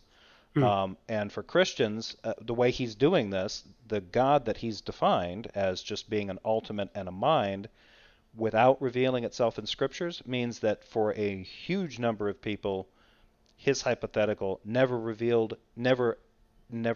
presented a special revelation to people, and that's specifically what the scriptures are for. That's why they're important. There's special revelation for those who, otherwise, I mean, the only people that really get into the category of being of experiencing special revelation are prophets. People who had a direct one-to-one conversation with God or an angel or something like that. So that's a whole theological can of worms there. Yeah, and Lawless, I love your little picture there. Back to the Future, great movie. But yeah, I also agree that, and it's funny because when Robin is defining God, right, this is ultimate mind that's conscious, right, and he doesn't start to. It's like the weirdest recipe ever, because he starts adding ingredients as the conversation goes on. And then, like I've said before, it's like, ultimate mind, blah blah blah blah. Oh, by the way, John 3:16. Mm-hmm. Right? Because that's that's what he believes, but he won't argue that because of the baggage attached to that. Yeah. And I very specifically, I asked him several times. If you go back and either watch the video or watch Jefferson's reviews of this with me, you can see how I'm trying to get him right, to talk about this. I ask him, like in the first part of it, does this God have any other properties? And I think he says at that point, it's like, well, right now it's just these two, right? Yeah. And like I said, the weirdest recipe ever. And to answer that question, because Lawless writes, what is he defining as God? Could be what we understand as reality. So there's not God to deny. We could accept what he's saying under our worldview as it's not a God. No, and I've the problem with that is that he'll try to say, because he's now asking the question two ways. One is to say God does not exist because, and then he'll go on to define God as what is ultimate, and it is a mind, which by mind he defines mind as a conscious being. And then he'll ask the question, he's been doing this now, how is it that what is fundamental to all of reality, or what is fundamental, sometimes he shortens it, what is fundamental, not a mind. So he won't take reality as an alternative, because a reality is mindless. Darth Dawkins has made arguments in the past that reality is an abstraction. It's an abstract set. And since reality is not a concrete being like a God, he can't accept it. So he just throws that out. He claims that that's impossible. Yeah, and that's really funny. Like this may just be ignorance on my part, but reality's like real, man. Like reality's not abstract. No. From my understanding, is reality's pretty fucking concrete. Yeah, there's always a tough thing about this, because there's always like there's the stuff in the set, and then there's the set, and sometimes when I think what I remember one time Darth Dawkins asked me this. I was it was years ago, and I popped into one and I was asked him questions. So he immediately tried to get me into the script, and he said something. Well, what's ultimate in your worldview? And I'm like, I don't know that I have anything. Well, there has to be something ultimate. I'm like, I don't know, maybe. And I didn't say reality. I just said like the universe.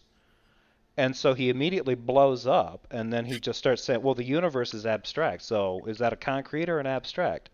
And if you've seen older videos of him arguing this point with people, then you know where that goes, right? He'll just try to say, no, you're confusing a set of something, which is an abstraction, with a concrete thing. And it's like, yeah, but the universe, right. The fact that we say universe, that is an abstraction when we're referring to it linguistically in a set. But universe, what is contained within that universe, those are concrete things.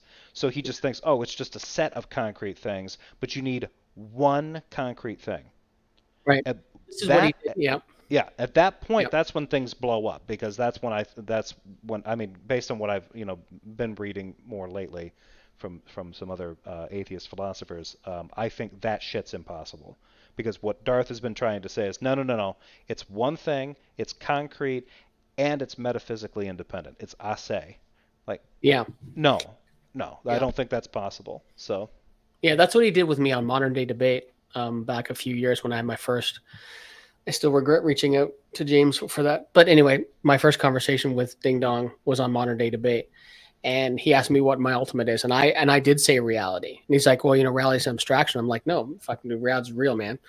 And he's like, well, what's reality? I'm like, reality is just one thing. He's like, well, what's inside? And so what I said is reality is just one thing, and there's lots of stuff inside it. And maybe that's overly simplistic, but it's what I still stay with. Yeah.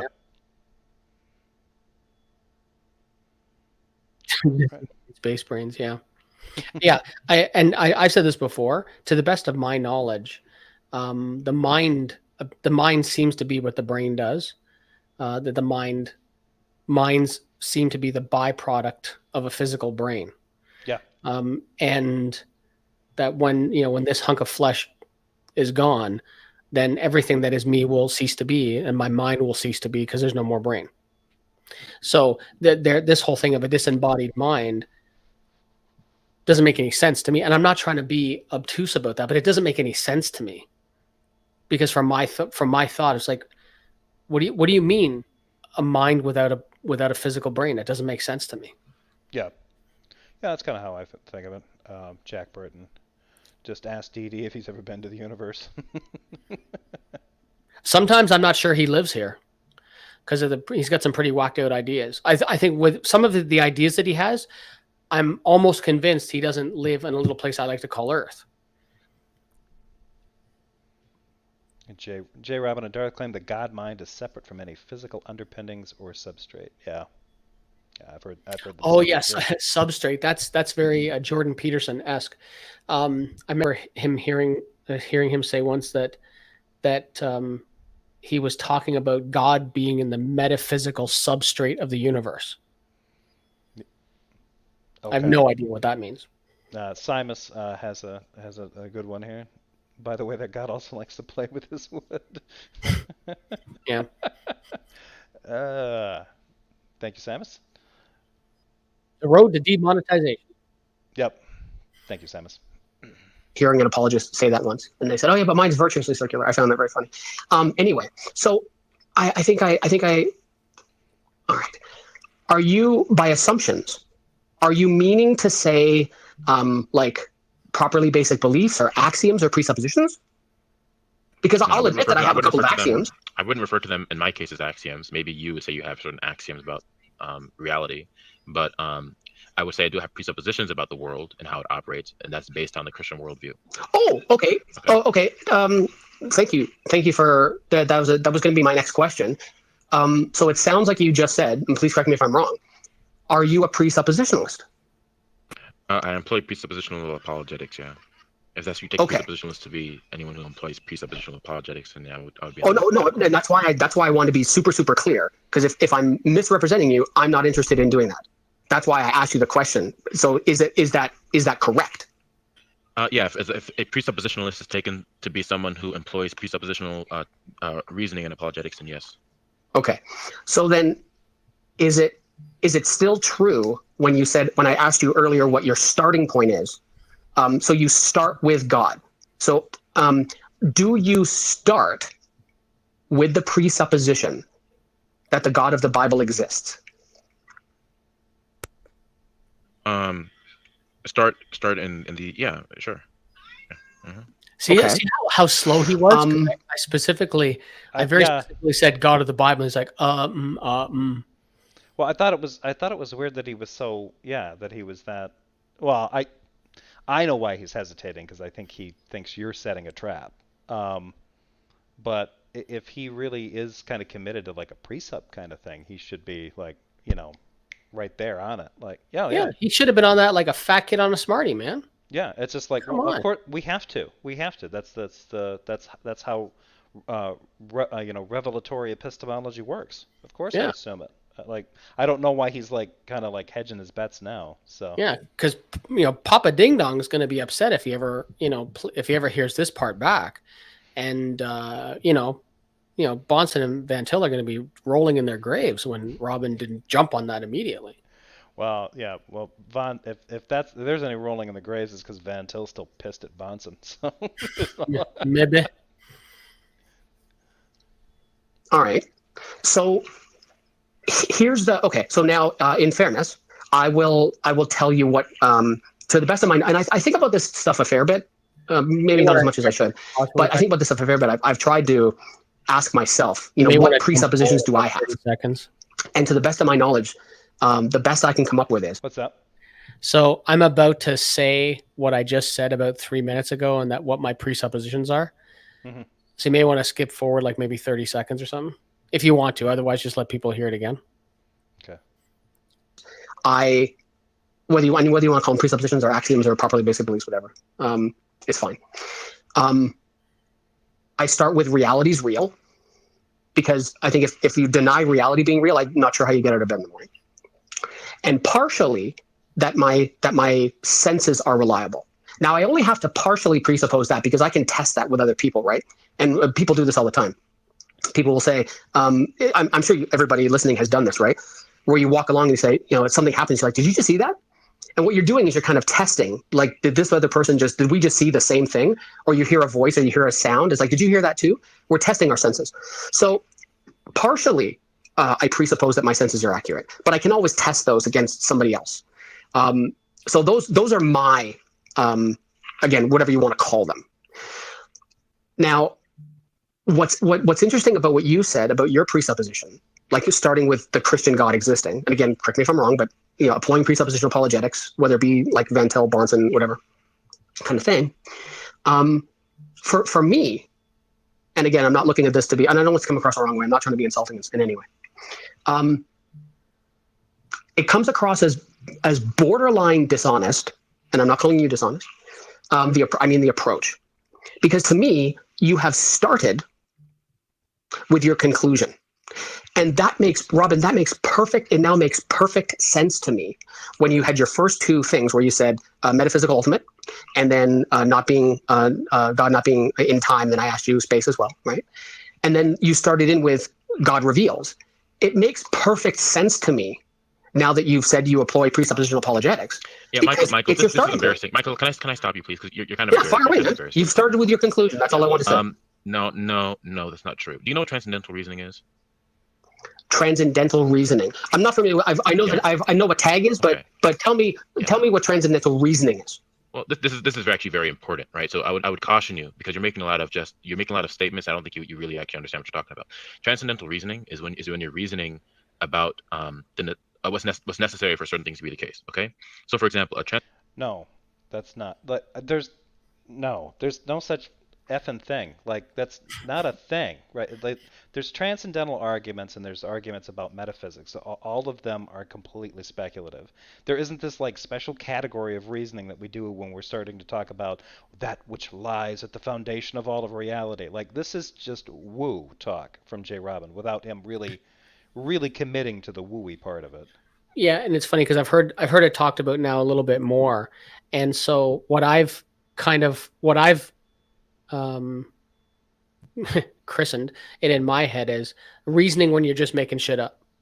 Yeah, it's like, especially when we know what the conclusion is. Like, if the conclusion, like, what are you going to tell? What is the conclusion of your transcendental reasoning? That there has to be something transcendent that supports all of this, right? Yeah. Like, well, there has to be something transcendent in order, otherwise everything is just the mundane, and we can't just have the mundane. Like, okay, why not? That's the question that I want answered, right? Well, there must be something beyond. Why must there be? Is that wishful thinking, or do you actually have a connection between you're experiencing a reality around you in the real, in the now, and that's why it's the mundane, you're in the real world, but then there's this other realm beyond it, and it must be the case that that's what it is. Otherwise what? You're going to be super bummed that this is all there is? Like, 'cause I mean, I think there's something at the root of that, and I'm not sure what it is. I think it would be satisfying to have the answers to these questions, right? What is at the bottom, Jefferson? What is at the root of it all? What is what is that metaphysical primary? It would be really cool to have those answers. And sometimes it seems to me that it's like, and this will sound more pissy than I mean it to sound, but it's like they're just making shit up because they don't like the idea that they don't know and may never know.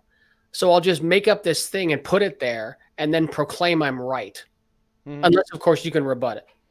If you were legitimately asking what is at the base of it all, what is at the foundation of it, I'm going to answer the same thing I've been answering for a while now. Slime mold. Oh, okay. There's a super smart slime mold that's running everything. Well, what's the argument against that? Why not? If you can't rebut that, it's slime mold. Yeah. It turns out that slime molds are really motivated by the presence of oats. And if you think about how healthy oats are, sorry. Oh yeah. It's us embracing the transcendent and the divine because we're eating the food that the holy slime mold also enjoys. And the question is it steel cut oats? It's any oat. It's just any oat. Okay. Yeah. They just love the. I have a preference for this and they have to be. Now it can't be the instant or 5-minute oats, right? It has to be the stuff that cooks for a while.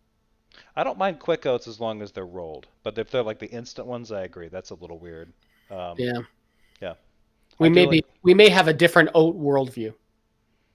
Oh, I think we definitely do. Although I do like slow cooked steel cut oats. You slow cook those in like a little bit of butter with water and butter. Yeah. If you're gonna make a cobbler, if you're gonna make like a cobbler or something like that, or a crumble, it has to be steel cut oats. That's my declaration. Okay. Yeah, definitely different. I don't make cobblers myself, but anybody that I do know, they always use rolled oats. So. Okay. Well, there's a reason why I'm fat.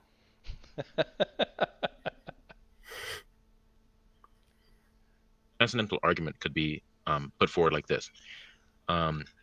Flour is required for cakes to exist. Oh no, not That's this. premise 1. Premise 2, cakes exist. Conclusion, therefore flour exists. He's obviously That's what never had transcendental flourless reasoning, chocolate cake. Right. That's what that is, right? You're saying that there are certain things that are necessary for other things to be the case, and these things are the case. Therefore, what's necessary for these things to be the case is also there, the preconditions for them. You could also put into modus ponens. Sure. What about, have you ever had flourless chocolate cake? That's not the issue. It's not about the soundness of the argument. Do you agree that the argument is valid? Because that's an issue of the soundness, not the validity. Do you agree that the argument? Okay, yeah, so, okay, what you put together is basically valid, but anybody is going to object to the fact that what you've just defined as a cake means that it has to have flour. Like, we can prove the existence of flour by proving that cake, that there's cake. Why? Because cake must be made from flour, but you can make cake without flour. So that's not a great example. Is it valid? Yeah, I mean, the form basically works, but just because it's valid doesn't mean anything about it is true. Yeah. These guys always get this wrong. It's like validity is not veracity, and they Well, yeah, confuse and it's this funny. shit all the time. Yeah, this is something that I actually only learned fairly recently, is the whole, the difference between validity and soundness, right? I was ignorant about this until fairly recently, like a few months, as I was trying to learn more about this stuff and reading more about it. And it's like, my argument's valid. It's like, yeah, your argument's may be valid, but if the premises aren't sound, then who cares? But but that would be one of those issues where it's like you could have a valid argument, but anyone can take issue with the premises that you lay out. Yeah. And so, yeah, and he's like, oh, you're just having an issue with the soundness of it. Is it valid? Like, if I have an issue with the soundness of it, right? The validity that's just the first step. I don't understand why these guys do this. It's like they want like most of these guys are conservative, so I love doing this to them, politically conservative. It's like they want a participation trophy. Like, they got their little explanation in the validity category, and they want the little trophy. Like, let's see, didn't I do a good job? Now you have to accept the bullshit that I just told you. Like, no, I don't. The inference rule that you managed not to screw up is truth preserving. It's not truth. It's truth preserving. If that thing is sound, it's in the correct structure. The validity has to be there, and the premises have to be true. And if it's truth preserving, if the inference rule is not violated, then the conclusion should follow from the premises. So that's how it's supposed to work. What he's basically telling you, oh, you're just quibbling about the soundness. The validity, though, that's got to count for something. Yeah. Awesome, but still, as an analogy or a metaphor, whatever he's doing here, like, that is not sound. Yeah. We know that cake exists. Cake proves the existence of flour because cake can't exist without flour. Like, cake can exist without flour. So go back to the drawing board and come up with a better one. Yeah. It doesn't matter what the validity is. That image is terrible. Argument is valid. Sure. Yeah. I say I was just messing around, man. I'm just messing around. Okay. Yes, but do you agree that it's a valid argument? Sure. Okay, good. That's what I'm doing here. So I'm not, in that respect, I'm not begging the question about anything. Now, of course, I'm speaking out of a worldview, right, where there are things like logic, there's things like truth, and that all emanates from God. Yes, but that's what you do too. Okay. So indicting me merely on the fact that I'm speaking out of a worldview and that the worldview that I'm speaking of is consistent with the argument I'm making for the worldview. Yeah, you just be indicting yourself in that regard too. But what's interesting? What I am doing. Listen. Robin, a quick question. Can you please let me finish? No, because I'd like to ask you a very important question first. A quick comment about the live chat. I thoroughly enjoy all the comments we've gotten so far about either low flour or flourless cake. Oh, has there been a lot? Yeah, like I said, I never turned it on. So there's been quite a few. Yeah. Yeah, I was at so just a little sidebar. The place we were talking about before we went live, Jefferson, the library. Yeah. The place in just outside Atlantic City. If that place still exists, they do a flourless chocolate cake that is to die for. That seems kind of weird, given that it's a place that does, like, I mean, cut to order steak and single malt whiskeys and stuff, you'd think they'd be like, Yeah. like, oh, can I get a Diet Coke with that and a flourless cake, please? Don't slag the Diet Coke, brother. That's what I'm sitting here drinking now. No, just messing. Yeah, but no, that was actually the first place. This is probably 15 years or so ago now that I was there, and it's the first time I'd ever had flourless chocolate cake.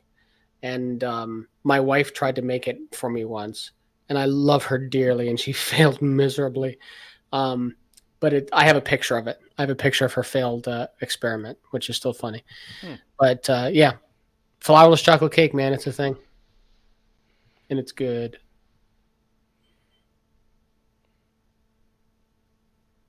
Okay. Go ahead. I do want to point out, welcome Christopher Mowdy. He's quite familiar with that neck of the woods, so maybe he has heard of the library.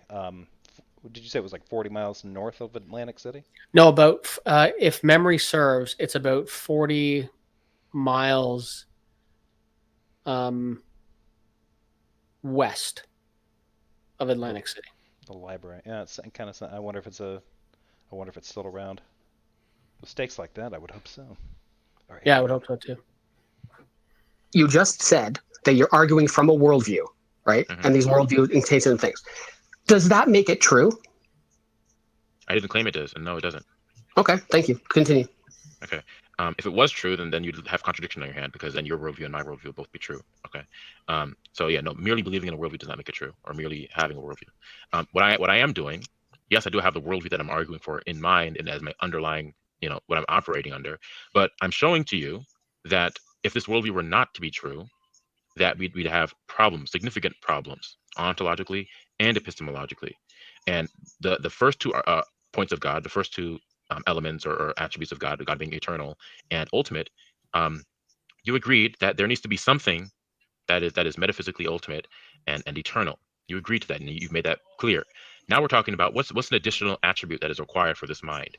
And I like to lump these three together: that God is a mind, that He's personal, and that He's revelatory. Okay.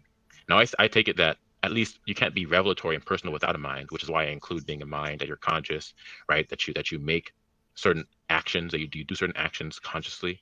That's why I include mind in there, right? And that, because God is a conscious, relational, and revelatory being. Okay. Now I explained to you that I was going through, for one, God being revelatory and why that's required. Now it doesn't seem like you accept that. Did you need me to render the argument for why it's required for God to be a mind or revelatory again, or did you understand it and want to give a rebuttal for it? Well, no, because if you're starting, like, if you start with God exists, then sure, God's a mind. It's not about starting. It's not starting about. Wow. This is not about starting with God Robin, existing. you're a presupposition apologist. Lorraine, yeah, I mean, what does personal mean? In this case, I think what JRobin means is that it's a mind, so it's a conscious being, so it has thoughts and such. I guess basically that's so that we understand that it's a personality. That the fact that it can reveal things to us means it does that by actively doing things or showing us things or telling us things. And personal means that it engages in personal relationships with its creation, with humans specifically. The problem with what JRobin's doing here is what if he was just focused on, hey, atheist, tell me why an ultimate's impossible, that's a heavy lift, right? Because that's for better philosophers than just some armchair people that, aren't convinced there's a God. But if you're going to do it's an ultimate plus it's a mind that is personal, revelatory, and conscious, has agency, now he's getting into theological claims about it. Because ultimate, you don't necessarily need to have those things. In fact, I've mentioned this in a couple other videos. J.L. Schellenberg has probably one of the most, well, I think it's probably one of the most cited versions or definitions of what an ultimate thing is, but I don't think mind is ever one of them. So these three things that he's now getting into in this conversation with Michael is to get into some of his. This is getting into the necessity of a Christian God specifically, and I'm kind of wondering if he's going to dodge that. Like if Michael asks him later on, like, okay, so now we're talking about Jesus, or we're talking about something like Yahweh or something like that. If JRobin's going to try to duck away from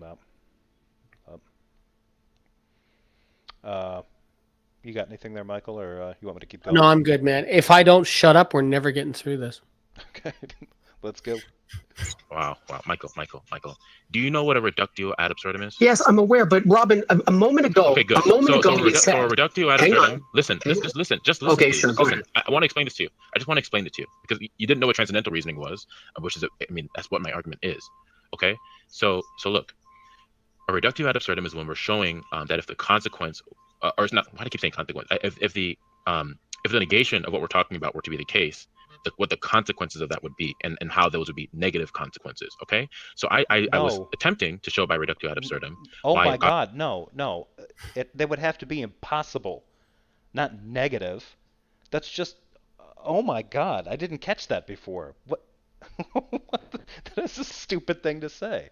I wonder if anybody else has caught him saying that. That is not what you would do.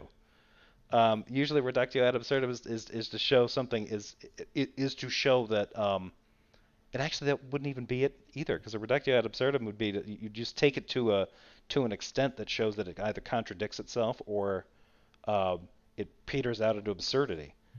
Um, thus, Well, it's Jefferson, you're reductio ad welcome. absurdum. I've now given you another little tidbit that you can go at him with. Yeah, that's amazing. Like, the consequences of it are bad. Okay, so I guess that's what I'm doing. That's what he thinks he's doing when he's like, I demolished your atheist worldview with a reductio ad absurdum, because of what I pointed out was that in your worldview there's reality without God, and that makes things miserable, nasty, lonely, cold, and pointless. There, destroyed. Reductio ad absurdum. Like, that's not a reductio. That's just you not liking the consequences or the entailments of another person's worldview. That's all he's doing at this point. Like, your worldview is scary and weird to me, therefore must be fake. It must be false. I'm thinking about Phil Hartman playing Frankenstein. Like, worldview bad. Yeah, it's just For anyone who's not familiar with that, just do a YouTube search for Phil Hartman doing Frankenstein. Very funny, from SNL about probably 20, 25 years ago. Oh yeah, Yeah. maybe further back. Yep. Yeah. If they were not if the being that we're talking about were not a mind, if it was not revelatory, why we'd have problems epistemologically. Okay. Yes. Thanks, Hogtie Champ. That is an appeal to consequences, nothing more. Exactly. I think that's probably one of JRobin's favorite moves. Do you agree? I don't have a problem. I don't have a problem with nowhere, that. by the way, nowhere in my analysis, nowhere in my argument did I assume that God existed. Okay. Robin, it's baked into your worldview. Michael, is it not? Do you have an argument for the falsity of why a mind is required? I already told. No, certainly not one that you would accept. Robin, you said to me. Do you have an argument? I'll just give the you argument. said to okay? me. This is No, why I'm not, I'm not, this is no, hang why on. mind is required. Okay. So hang on, This is the Robin. reductio ad absurdum. Robin. Okay, go ahead. Robin. Yeah. You said, like, I asked you a couple of times if you were a presuppositionalist, and you said yes. That you employ presuppositional apologetics. Presuppositional apologetics is part of your worldview. You do so. I mean, I don't know whether I have to ask you even more. Like, and I asked you if you presuppose the existence of the Christian God, and you said yes. Robin, if you presuppose the existence of the Christian God, then when you're making an argument, well, of course, the God that you presuppose that exists, of course, it's a mind. Robin, if I grant your presupposition, everything you said, everything you've argued, and everything in your worldview is 100% true. Do you accept reductio But your ad absurdum? presupposition, Robin, Michael? your presupposition is unfounded. Okay, you are assuming facts, not in evidence. All right, Michael, do you accept? You said already you accept the validity of things like transcendental arguments, right? No, I didn't say I accept the validity of transcendental arguments. We talked about. Okay, hold on a minute. Go ahead. Okay, is a transcendental argument valid?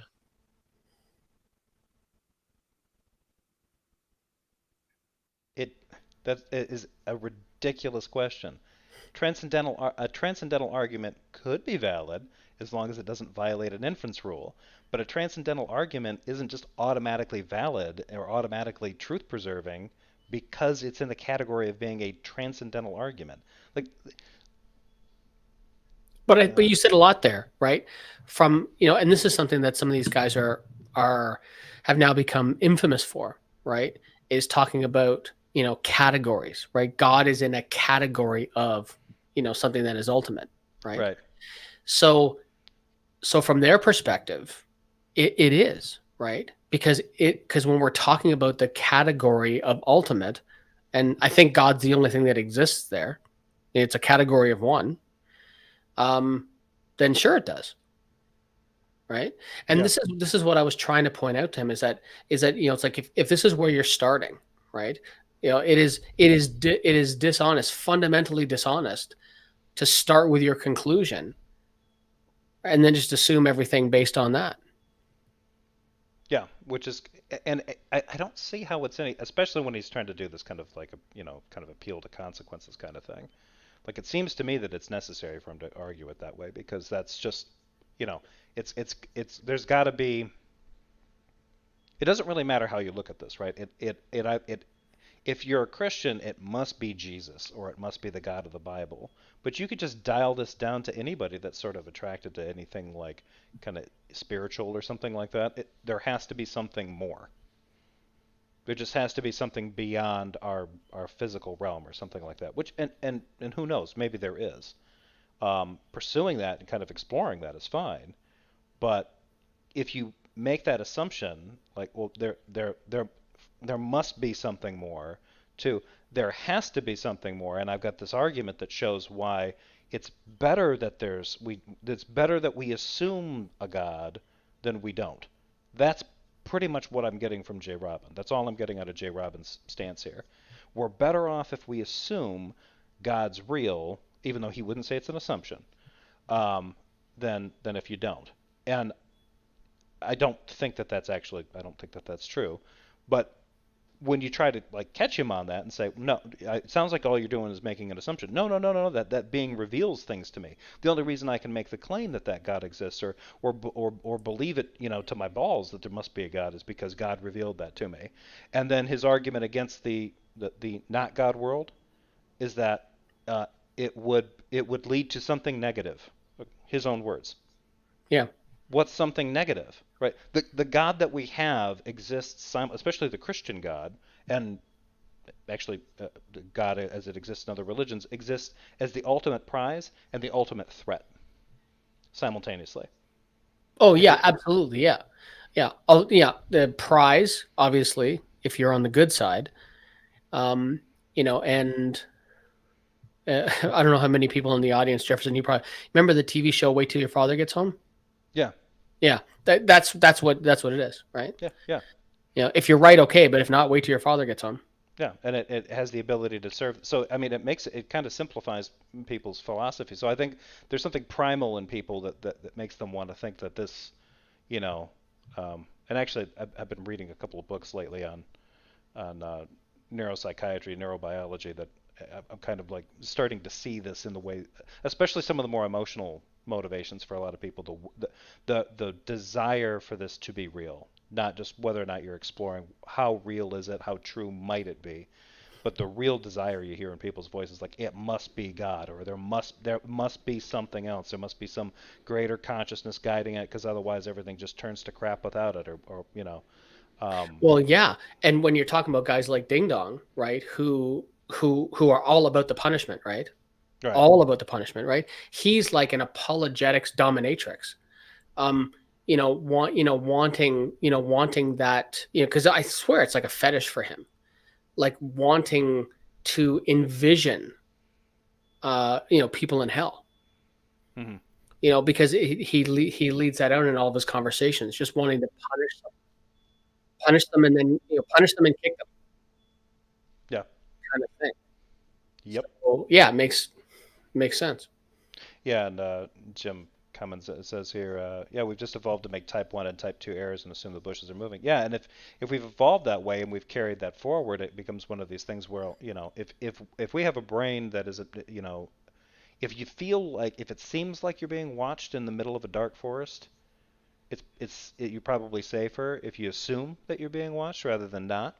Hmm. And if you are in a comfortable, developed, modern world, and you assumed that you're being watched, you feel like there might be something out there greater than us, something outside your senses that is aware of you and is monitoring you, whether it's friend or foe, then yeah, then you would develop this idea that it's necessary to hold to that belief, right? But it could just be an overgrowth of of our instincts. Oh, So, when you said assume we're being watched, I thought for a second that my Wi-Fi signal had been hacked and people are watching me on my webcams. oh no, but but then again, yeah, I don't know what the Canadian government's like, but the American government with its conspiracy theorists, I mean, there's plenty of products like that, They just and they're don't. They don't. It's a law up here. You can't hoard maple syrup. Beyond that, you're pretty free. Oh, nice. Okay. I'd probably break that hoarding of maple syrup law, but Yeah, just, I got some good stuff, man. I got some stuff from northern Quebec. Oof, it's good stuff. yeah, you guys get that zesty stuff. Yeah, All right. See, spice. now we keep talking about cake and syrup and stuff, and really all we're doing is telling the audience that we're hungry and we need to wrap this up. I told you before. There's a reason I'm fat, man. Like, come on. I mean, now Yeah, me too. yeah. I mean, I have trimmed down a little bit over the last little while, but yeah, I could still miss a meal. Hmm. Yeah. Yes or no? You're muted. And that wasn't because I believe you can miss a meal. I'm sympathizing. I also can miss a meal. Just want Sure. the Yeah. audience to know. Oh no. I get it, man. You're fine, brother. People are like, oh, he just let him call himself fat like that, and then just moved on. Like, no, No, you're good, man. I too am a hefty dude, and people that have seen me before know that yeah, there's a shirtless fit out there somewhere, and oh god, it's not good. Well, hello, Google.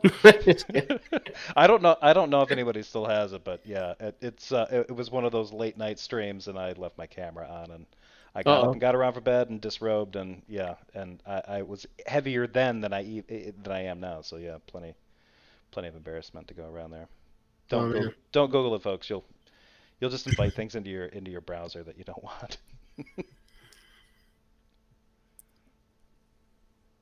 Do you accept that a transcendental argument is valid? Oh, sorry, pardon me. I was on mute. I said that it wouldn't necessarily, like, it could be valid. Yes, could be valid, not necessarily. No. A transcendental argument.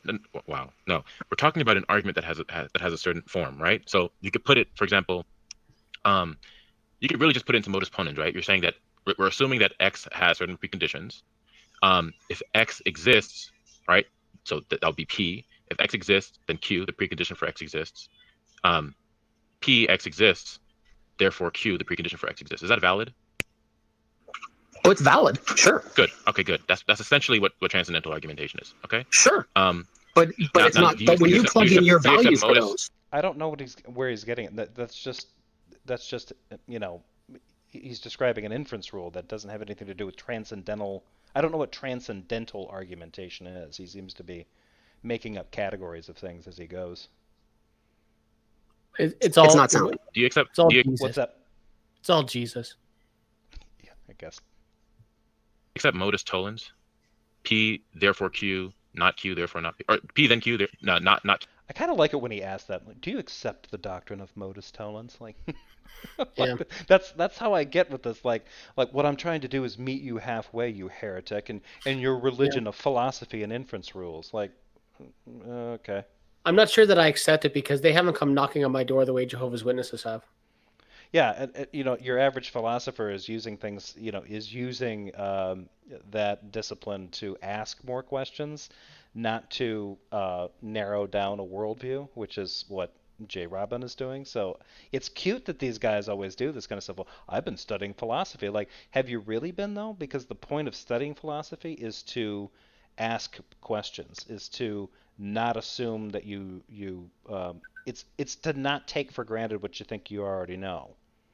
And these guys are not studying philosophy that way. They're just like picking and choosing different things that they can wield like a cudgel to come after skeptics and be like, well, I'm meeting you halfway, you crazy weirdo. Like, don't you know what an inference rule is? Don't you understand that that's about transcendental? Like, I don't know what you're talking about. Like, Well, no, and it's worse than that in some ways, because it's like you've said before, it's the weaponization of it, Yeah, right? it's an When you're abuse. Yeah, like when you're not really in, like the difference between wanting to talk versus wanting to have a discussion, Right.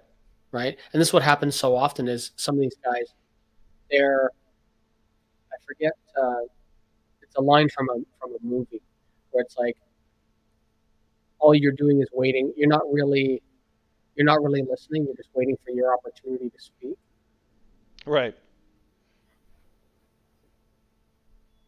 Yeah, and I just feel like if these guys are embracing just enough philosophy to engage in discussions where they can just shut philosophy down, because the big picture philosophy is about encouraging the asking of these questions, which is something that their religion specifically, and most of these guys are Christian, it, their religion does not have a good track record when it comes to people just asking questions about anything and everything. Um, in fact, it tends to be quite insecure and handles those, it reacts poorly to that scenario. So, Q, therefore not P. Do you accept that? Sorry, I just had an alarm go off. Go ahead. Can you restate what you? Do you accept modus tollens argumentation as valid? You have P there, P then Q, not Q, therefore not P. Sure. But the You problem accept that? You said. is when you You said yes. You accept that? your values in. Okay, hold on a But minute. it's not If, it's not about wow, listen, validity. listen, It's about listen. soundness. If I'm plugging the values in and it's in the form of uh-oh. of modus tollens or any of the arguments, right? Okay. And it's a sound Inference rules, not arguments. Inference rules. There's a difference. Like it's not. Never mind. Sorry, I'm getting too pedantic with that.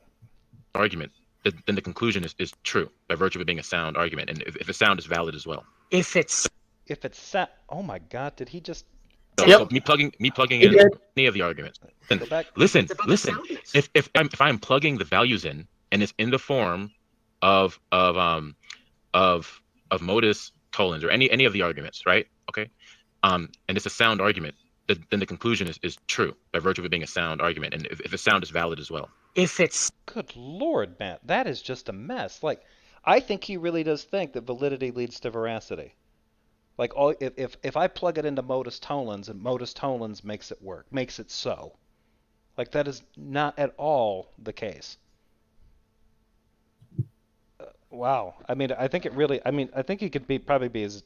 I mean, completely dismissive there and just let him know, like, hey, look, validity is not truth. Validity is not soundness. Validity is not veracity. Whatever it takes for you to remember that, that is not the same thing. You can have a valid argument, and it can be total 100% triple A blue ribbon bullshit.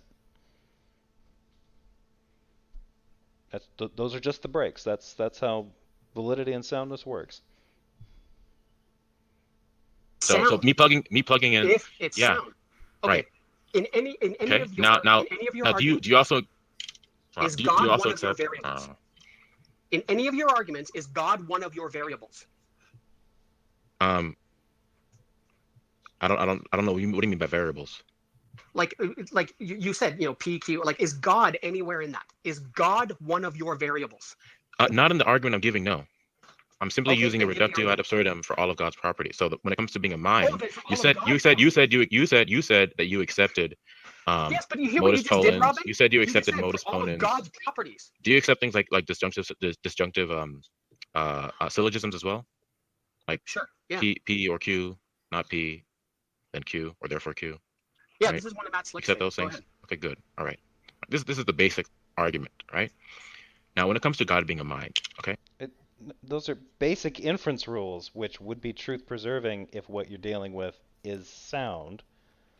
But again, you can have you can have a valid argument that is completely wrong, totally untrue. Like this, I really do think he's actually trying to he's trying to plow you under with this horse shit argument. Like, oh, do you Don't you agree that modus ponens is a thing and modus tollens is a thing? Smart people agree everywhere that those are things.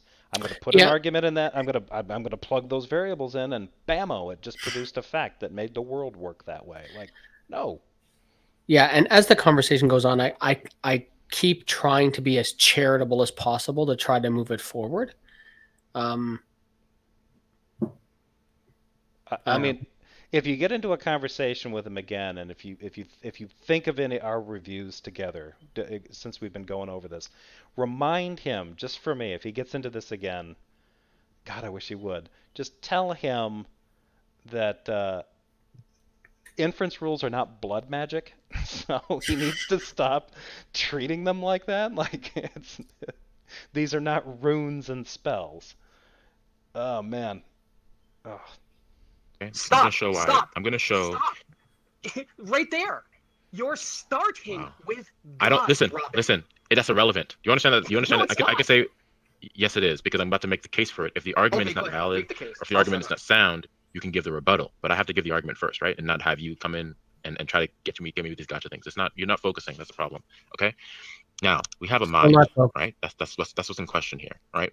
Whether or not a yeah, and again, it's funny to me that he's like, no, I got to get this argument out. You can't accuse me of begging the question. Like, yeah, yeah, Michael can accuse him of it. Like, if you're jumping in with an assumption, then you got a problematic premise, and that you could still have a valid argument, but one of your premises requires an argument in order to kind of get it off the ground. Just asserting it in there and saying, oh, but the inference rule preserves the validity of the argument. Cool. Yes, it does. You didn't violate the inference rule. You have a valid argument. Doesn't mean your premises aren't all shit.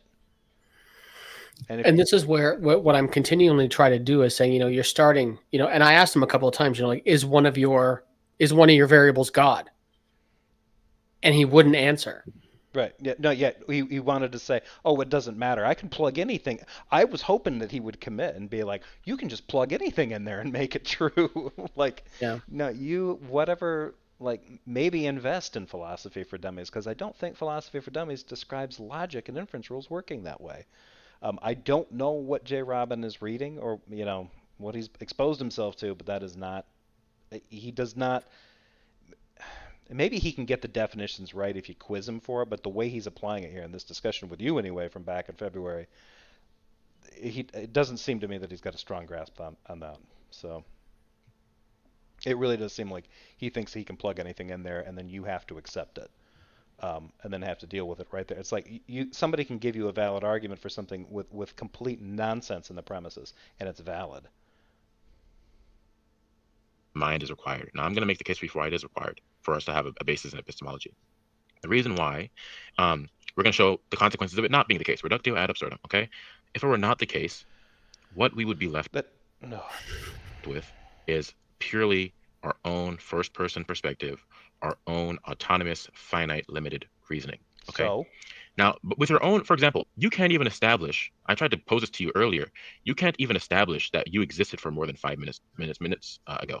You can't even establish that we actually had we began having this conversation in the way that you claim to remember it happening, right? You can't even instantiate that, much less whether or not what the metaphysical reality is and what the nature of truth is from your own autonomous first-person perspective as a finite contingent being. It's Okay, just which word is why. salad. Sorry, I'm So just let's listening. put it this way. Let's just put it this way. A mind by itself, that is a contingent mind, a mind that is finite, not ultimate itself, does not have mental access to that which is the nature of the very mind it is. no, not only does that not really follow, but why? The question that needs to be asked to JRobin more often when he gets to this point in a discussion is why is radical skepticism necessary? Because that's what he's trying to force you into at this point. He's trying to say, Michael, but you already admit you can't know that you didn't just poof into existence 5 minutes ago. There's nothing that you can do about it. Like, okay, well, let's say that ultimately, in some sense, you couldn't. There are things that you can do to show that you did not, in fact, start existing 5 minutes ago. The only thing that you can do to really escape that, though, is for them to be like, but all of reality could have been changed just 5 minutes ago, and maybe nothing, we all existed as slime molds in a parallel realm or something like that. Sorry, I'm trying to get as much mileage as I can out of slime mold. No, it's good. And it's funny because this is something, and we don't agree on everything, certainly, but this is something that Aaron Ra has said a few times, is like, you'll get to a point arguing with apologists, and eventually they'll have to argue that reality's wrong. Yeah. Exactly. Yeah, and J.L. Warren said it. He's literally stating that without God, we can only be radical skeptics. Yeah, and that seems to be what he wants to, like, well, you don't have anything to ground it on, which doesn't make any sense, because even if you found a person that was wrong about anything, or wrong about everything, right, there's still a background of things that they're wrong about, things that are in fact actually true, that don't necessarily presuppose an architect that made them true. In his particular, and the odd thing about this is that as far as he's concerned, like as far as it works, his God could change reality from any moment to moment, and you wouldn't know that it was real. Yeah. What's the difference between not having an answer, or versus having an answer that isn't falsifiable?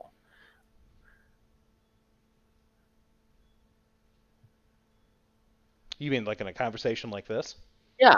Like, so he's saying, you can't ground these things.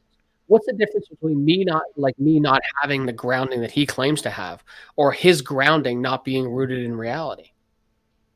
Yeah, there really isn't, because what they're wanting to do is pit, like, they think that they're pitting a worldview against a worldview, and they want to know where your stuff matches up with their stuff, right? So, Yeah. like, I've got a God that makes reality thus and so. What is your fundamental ultimate that makes your reality thus and so? And like, no, my worldview is that I don't posit there's an ultimate like that.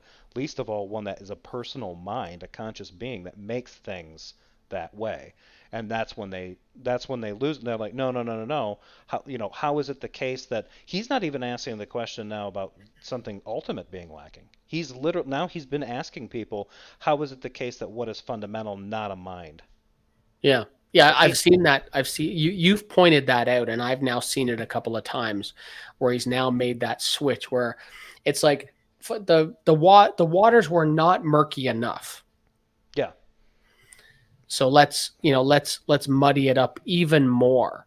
But that's because they'll want, and as far as I'm concerned, that's where they're probably weakest, because that ultimate thing, if they've got this ultimate thing kind of built in, where they're just assuming, like, well, and Darth even does this too, has made the argument, well, in order to show that that ultimate being is a contradiction, you'd have to compare it to another ultimate thing that it contradicts, and it's like, no, that's not how contradiction. Or you can simply show that something being defined as ultimate entails contradictions, meaning the definition of ultimate is fundamentally flawed and incoherent. That would be that would be an argument in favor for a skeptic worldview that doesn't posit the existence of an ultimate, whether it's a mind or not. And that's an aspect of the argument that they seem to want to avoid, because their questions are designed around pairing their ultimate, God of the Bible, with whatever your ultimate is, because that's how worldviews work, according to their worldview, which makes like, they're fucking up basic precept. Like, no, the reason that our worldview matches their worldview is because there's only the one worldview. But when they try to split it off like that, they can end up confusing the entire thing. Like, well, that's what I said before, in that they're this whole Clubhouse thing, worldviews, plural, in conflict, doesn't even make sense based on what it is that they actually believe. Yeah. Or profess to actually believe. But these different questions, like the things that Robin is asking now, right? How is the ultimate not a mind, right? It makes me think of something that Tom Rabbit said recently. And I think it seems to be proving itself true, and that is that they are allergic to clarification. Mm-hmm. Right? They don't want anything to be more clearly defined. They don't want clarity. Which is one of the things that I like about doing my videos, and it's actually the thing I find frustrating about doing my videos, because if I can examine their videos from a distance and then kind of break them down, I can kind of get, at least I can kind of sketch out where I think they're going with it, which does maybe provide a little bit more clarity. The frustrating aspect about that is without them engaging honestly and addressing the lack of clarity in some of their arguments, I can only speculate on certain things. So I could Hmm. be going in very different directions, and then what they'll do is in their clubhouse, chambers and stuff like that, they'll just be like, "Oh man, did that guy get it wrong? That's not what I meant at all," and then not follow that up with any kind of clarification. they, Yeah. they won't say how it got wrong. It's just like, "Oh, that guy went off on a complete rabbit trail. He had no idea what I was talking about." Like, granted, I started that. I said, I think this is what you're doing. Maybe I'm wrong. Maybe you could clarify it for me. And even then, they're like, no, I'm happy to watch you squirm. Like, that tells me tons about Yeah. the kind of person that I'm dealing with then. You're not interested in having a discussion and reaching common understanding. You literally want to confuse the issue so that you can run around and act like you won something. Yeah. It's And bizarre. how does confusing the issue get me closer to the cross and salvation? Oh, it doesn't. I think at this point, these guys are jumping the gun because a lot of these fundies think that when Jesus comes back, they get to be in his army and they get to kill sinners who sided with Satan. So they're Oh. just getting in early. They're trying to soften us, soften people up, I think. Oh, Not they can't come not here. others. Well, no, they can come here now because we've reopened our borders. But they, hopefully, their passports are expired. That reminds me, I need to get my passport redone because I need to make a trip over there. You guys have better tea than we have in our domestic market, so Well, that's because we're part of the British Commonwealth longer than you were. yeah, like most of that stuff is, well, now I'm going to start getting into like, the logistics of certain foods and stuff, but you guys have better groceries in some cases than we do, so. Oh, see, I love see and see. I'm the other way in some ways. Like I love. We don't have Trader Joe's here, Oh, okay, yeah, yeah, and I love me some Trader Joe's stuff. yeah. But yeah, we do have some. Like have you ever had a beaver tail? No. Come on. Have you had real poutine? Uh, does it have to be in Canada in order for it to be real? No, it depends how it's made. Has to be okay. So a couple things, right? So it has to be. It can't be string. It can't be shredded cheese. It has to be cheese curds. Yeah. Has to be brown gravy, Yep. right? And the gravy has to be hot enough to kill you and melt the cheese curds. I I don't know. I think I have because I don't think I don't think it was in. I think it was actually in Buffalo, New York. Oh, you might have been because well, yeah, some of our stuff bleeds into Buffalo, Hmm. right? And yeah, we had it. We were at a Greek diner and they had it. Oh, not if it's a Greek diner, brother. You had me right up until Greek diner. I mean, it was the brown gravy, and I know it was cheese curds. I remember if it was what I'm thinking of, and I had a taste of it, I just remember that the gravy was insanely hot and it was insanely salty. It doesn't have to be salty. Okay. Yeah, Well, I didn't really consider it like, see, if I were in Canada and it was right. like, hey, try some poutine, then I would have remembered it. But if it's just something like, it's sort of like, the first time if you get to eat sushi in Japan, you Right. remember that as opposed to like, oh, sushi in, the US. Well, maybe. It Yeah. depends. Given that it's raw fish, it does make an impression. Sushi can be good from almost anywhere as long as you don't get it from a gas station. Yeah. Gas And station sushi bad. yeah, yeah. Fuck, we've been going for 2 hours, man. Hmm. We are so bad at this. Yeah, we're starting to talk about poutine, which means we're hungry. We're still Yeah, we keep talking about food. Um, exactly. do you need to wrap this up? Because we've kept these at about 2 hours. We can Let's probably. let's put let's give it like another. Well, let's go till it's okay. I've got 10 after 9. Let's go to 9:30. Let's see if we can push a little bit. Okay. We still haven't gotten to Jesus yet. We do get to Jesus. Oh, That's okay, going to be yeah. the hook, guys. Hang around. We do That get to Jesus. that'll be a hell of a part 5. I'll change the title. Exactly. We do. We finally got to Jesus. JL does say, Jefferson, there's a restaurant in North Texas called Maple Bacon that did poutine right. Yeah, okay. Yeah, I wouldn't. I'm not against it. I'm just. I don't think that I've ever had the real deal. I can't claim that I have. So Yeah, it can't be curly fries, and they can't be thin fries either. They gotta be thick cut fries. yeah, and I've Like seen real French fried potatoes, not McCain French fries. yeah, the ones I've seen ones are almost like the shoestring, underneath some gravy. So No. Okay, hang Do you on. accept that? Stop right there. If you don't Stop accept right it, I can break it down. Okay, go ahead. No, just stop right there. Just stop right there. Okay. A finite mind that is contingent on the metaphysical ultimate you talked about earlier, okay, doesn't have access to what is ultimate. No, it can't. Right. So it cannot establish that which is ultimate metaphysically. What's wrong with that? Wait, do you accept it? Wait, I want to make sure. Do you accept that that's true? Because if it's not true and you don't believe, so I can break it down for you. Well, I'm again. What you're saying is, and I understand where it is. Michael, can you answer my question? I understand where you're trying to take this, but the problem is there's nothing wrong with not knowing what is metaphysically ultimate. Michael, can you please answer my question? Do you accept that it is For the true sake of the discussion, I that a accept it's finite true. mind? Okay, good. All right. So now, okay, wow. Okay. So if you accept that is true, then it's really just game over for you. Okay. Because now what you're stuck in is a scenario where you don't have a basis for saying that. I love the way that his little ministry, quote unquote, works here, where he gets you to a point where he gets you to admit to something and then tells you how much you've lost. Well, did you hear me say, for the sake of the argument, I say yes? Yeah, and then he acts like you've conceded to him that he's Right. broken you, and then he wants to illustrate how badly you've lost. Like, Yeah. this is not how you do, and like they're literally at this point not trying to convince people of anything. Like, they just want to show up here and flex. This is all Well, this about is flex. blood. This is blood sport, right?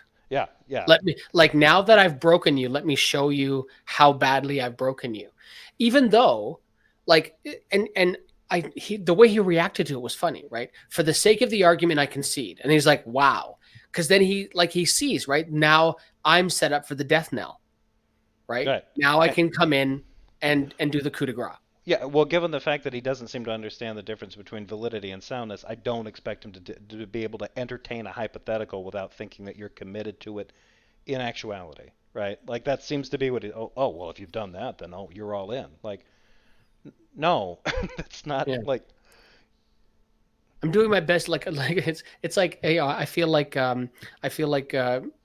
Michael Corleone from Godfather 3. It's like, it's like, pull me back in. I'm trying to pull him into the conversation. I'm trying desperately to continue the conversation. So I'm like, okay, fine. For the sake of argument, let's go with that. Hoping to move it forward, and it's still lost on him somehow. Yeah, and it's almost like it would be like you have two people playing a game of poker with each other, right? And the chips represent a certain amount of money, and then you find out at the end of the game, say he's won, right? You've just like, he's won all the hands, he's got all the chips. The chips don't really represent anything. You're just using chips as it's not actual money. And that person wins. JRobin wins all the chips, and then looks at you and is like, well, okay, I now own everything that you have. Because now all of a sudden he thinks that the chips represent everything that you own in reality, and so now that he's got we didn't agree to that, right? Yeah. This was just a game. The chips don't represent anything real, and then he just decides, oh yeah, they do. You owe me everything. I have your house, your car, all your belongings. Everything belongs to me. Like, dude, that's not. You wouldn't play a game that way. Why would you have a conversation this way? You can't entertain a hypothetical, like, especially when you actually use the words, like, for the sake of argument. It just, they're like, oh no, well, this is bad for you. It's going to be bad because why? Because I said for the sake of argument. How is that? What the hell does that commit me to? That literally only commits you to the confines of this conversation. It's bizarre. That you know anything to be the case. Okay, you can't access what is true. Yes, right? I positively can. No, you can't, because you just told me you couldn't. You just told me you don't have access to the metaphysical nature of it. No, I didn't say that. I did not say that. Yes, you did. What I said was, I didn't have access to what was ultimate. That's what I said. You're twisting things around. Yeah, ultimate. Things around. I said ultimate. You said reality. I said ultimate. You said reality. Mm-hmm. That's dishonest, Rob. Michael. When we're talking about the ultimate, I made this clear numerous times. We're talking about the metaphysical context. All things derive and depend upon it. In that sense, yes, it is ultimate. Okay, we're talking about the metaphysical. We're talking about the metaphysical reality. We're talking about the metaphysical reality, right? So let's be clear. What you conceded to, you said that a finite mind Also, I just want to point out that doesn't really make a lot of sense either. Saying metaphysical reality. Reality might actually consist of the mundane and then something that transcends it, above or below, however that wants to be put. When he starts using stuff like, well, it's a metaphysical reality. All he's talking about really is just the totality of ontology, right? Like all the things that exist, including the things that we don't yet know exist. And I really want to know exactly how, like, acknowledging that there's something more to reality, there's more out there that exists, and there's some kind of core thing that undergirds it. How does that give you any access to that ontology other than just being a living thing? It doesn't, but that's super funny because they think that it does, right? So I mean, like when I like when I talk about reality, like yeah, there could be like it's not the Christian God, clearly, but there could be a God that exists within reality. That's a possibility, right? But we may not, and this is what I said before, like we may not have access to it, right? And yeah, this whole like it's like just because there's something that's a metaphysical possibility doesn't mean that it manifests itself in our natural world. And Yeah. and this is lost on Robin.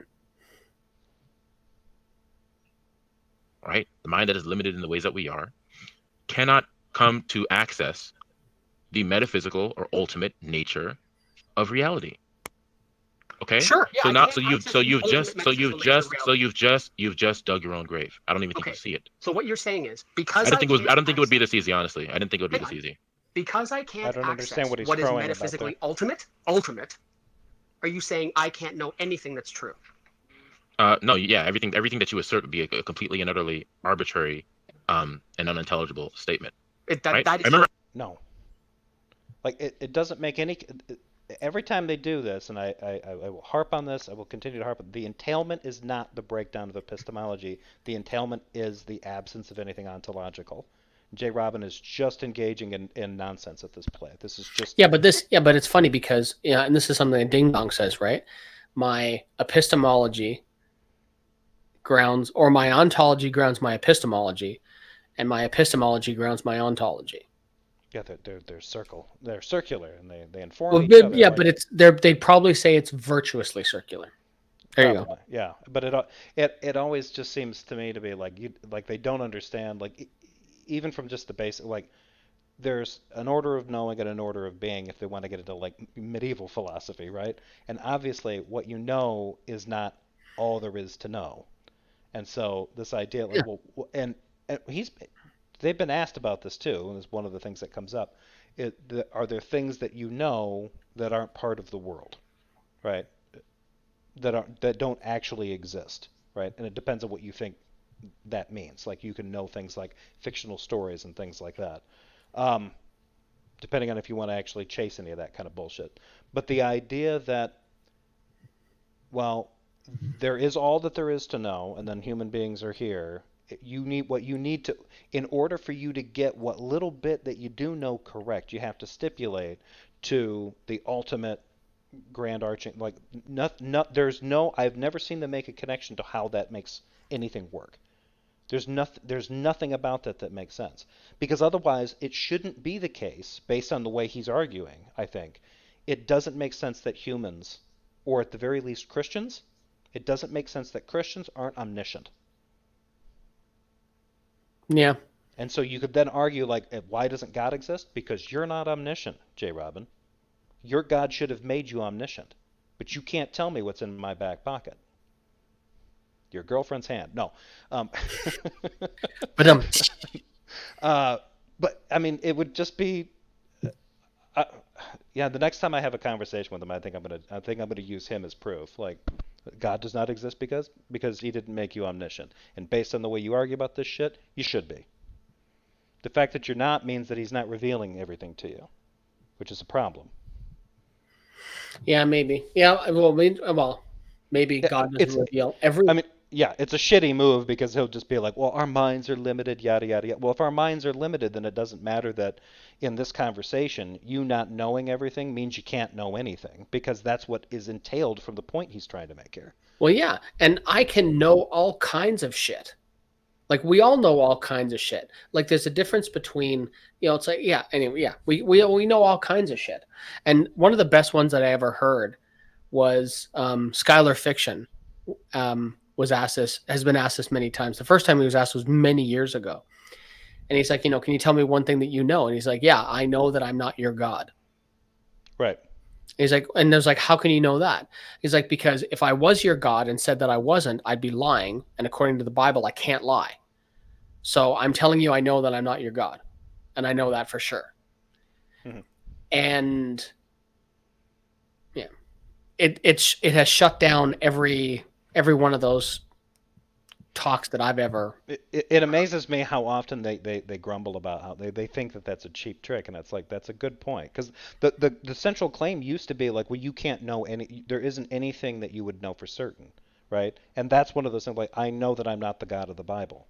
Well, how do you know that you're not the God of the Bible? Like, because the God of the Bible can't lie based on its definition. So I can tell a lie. Yeah. I can tell a lie. Yeah. Yeah. All right. I asked you by analogy. That is so completely not the case. Okay. That is laughably silly, Robin. All right. So, but you don't have. So, but like that statement itself is predicated upon an actual metaphysical reality where truth and falsity are distinguishable from each other, and that there's a relationship between facts, et cetera, et cetera. Now, you told me you don't have access to that. You told me, yeah, right. So I only hang on. The only way I don't have access to that is from your worldview. I have access. You just told me. No, you don't. You just told me that a finite mind, and you are a finite mind, doesn't have access to the metaphysical nature of reality. What is ultimate? Which is synonymous with your metaphysics. Yes, it is.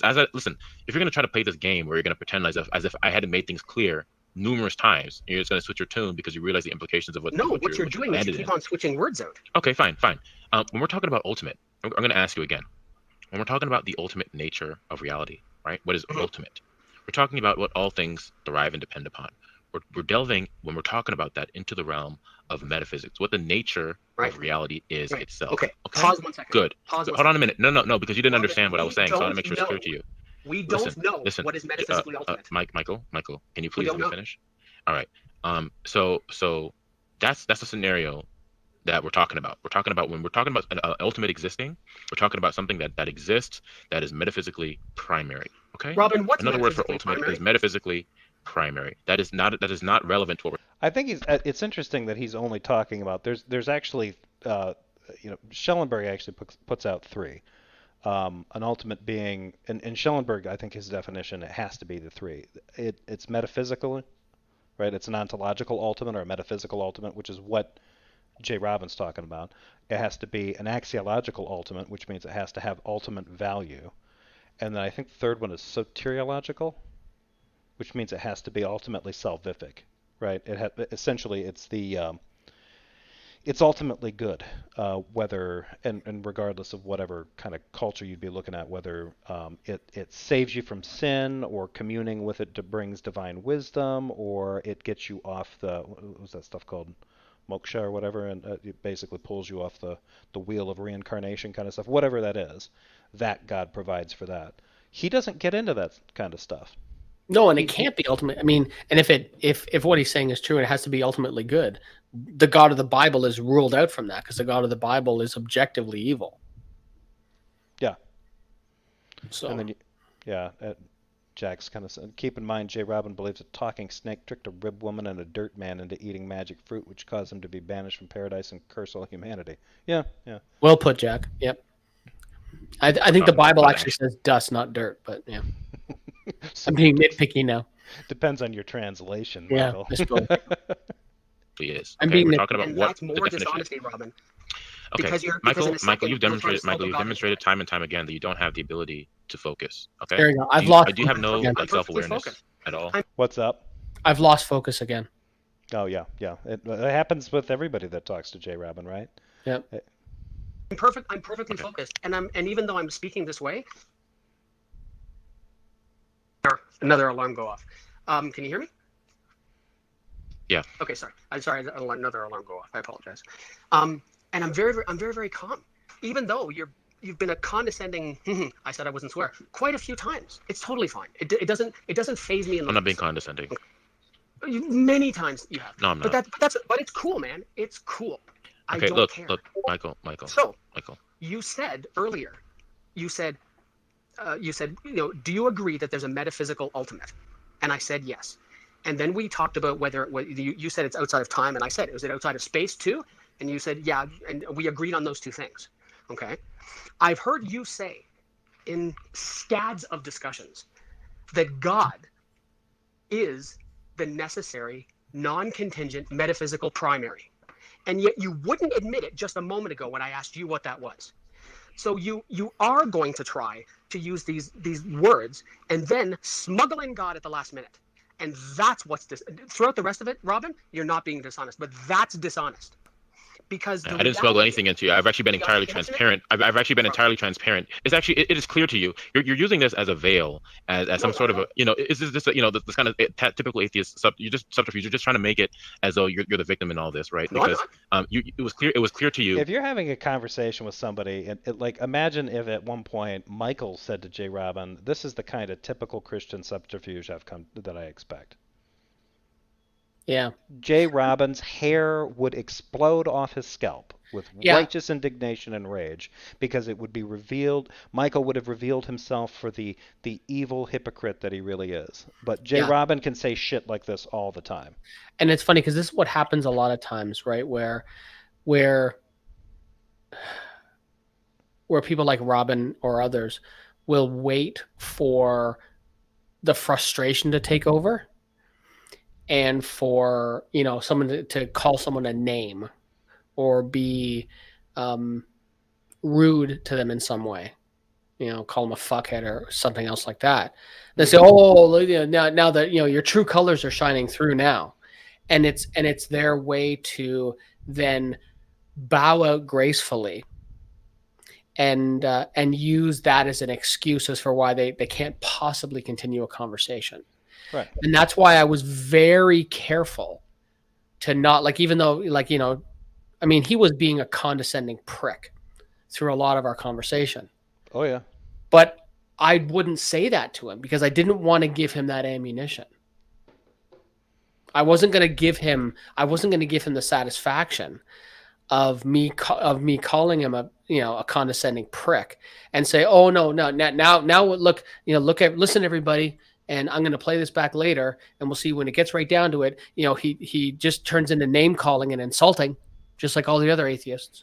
Right. Yeah. I was very careful not to do that. What's interesting though is that I've noticed this tendency. Because you've done that, now he's starting to ramp up his stuff. So, yeah, a little bit.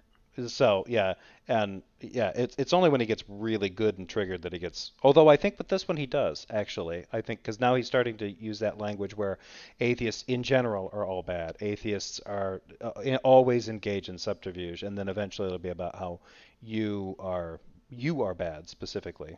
Yeah. My position from the very beginning of the conversation. I made my position clear to you, right?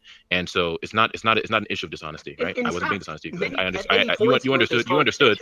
For one, you understood what I was arguing for. For two, you understood that my position is that God actually does exist, and you understood that I was arguing for that. So I wasn't smuggling anything in. I've been entirely and utterly transparent. You've accused me multiple times of question begging. John. I clarified.